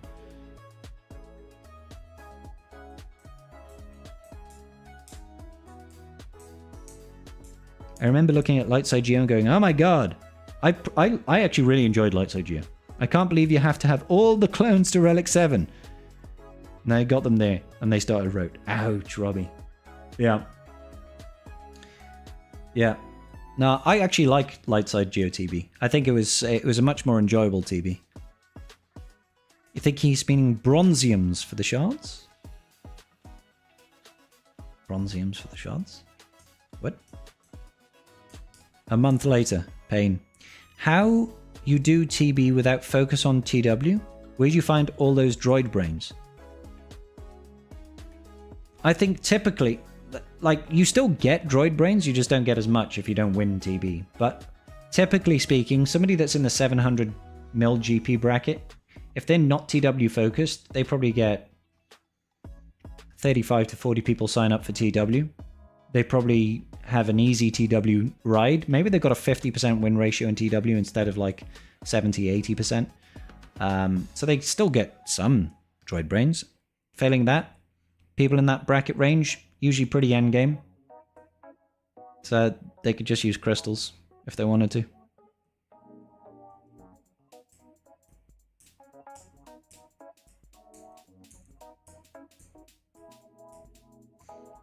The amount of times our guild has been sandbagged in TW is ridiculous. It doesn't just hinder getting the droid brains, but also the area magnifiers. Yep, happens. It's a problem with the way that TW matchmaking is carried out. Hey, good night, Heinrich. Just unlocked a 4-star executor, having difficulty getting top 20 fleet arena. What's the best lineup for a 4-star executor with all the bounty hunter ships? Ryan, I would assume it's triple attacker, but I haven't lived it yet. I haven't lived it. I would assume it's the triple attacker with the punishing one. So, make of that what you will. I would assume it's like Razor Crest, Xanadu Blood, punishing one. Or not even Xanadu Blood. Razor Crest IG2K? Punishing one? Reinforced with Xanadu Blood? No, Xanadu Blood on the starting line. So Xanadu Blood, Razor Crest, punishing one is what I would probably do. But I don't know if that's the most effective. I don't know. Because I haven't had to live that environment.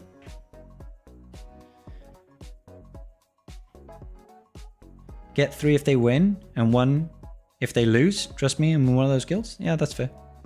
They need to sort out soon, otherwise you're going to have a class difference in those relic materials after a period of time. Yeah, I know CG are thinking about TW. I don't know if they're thinking about it in the context of what do we do about people that sandbag. There is no real good solution or easy solution for that.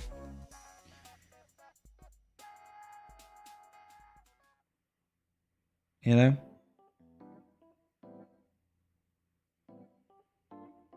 Xanadu defo, yeah. Razor Crest, Xanadu Blood, P1, R9 Piet, taking down levies. Yeah. It depends where you're fighting against. Houndstooth, its mirror against Xanadu Blood is IG2K. Is that right, Smeagol? Okay. Use Punishing 1, Houndstooth, Razor Crest for the first 3. IG and Slave 1 in the reinforcements for that guy with the 4-star exec. Thanks, Greg. Only 2 reinforcements at 4 stars. IG and Boba, not Bosk in that case. Seems really weird to not use Bosk, doesn't it? Dip, bam, boom.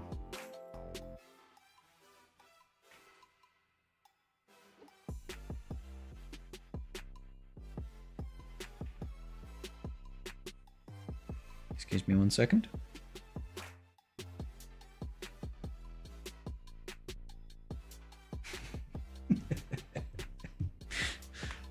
Fuck's sake. Oh my god.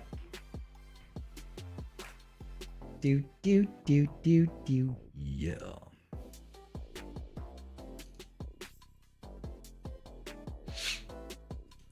So yeah, I haven't had to do it. I haven't had to do that, but I probably will soon enough on my alt account. I say soon enough. I've still got a ways to go before I get exec, yeah.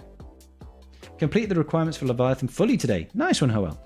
Just in time for the event. Starts in 2 days. That's huge, dude. Have you got crystals saved to refresh, or are you just going to hard slow farm it?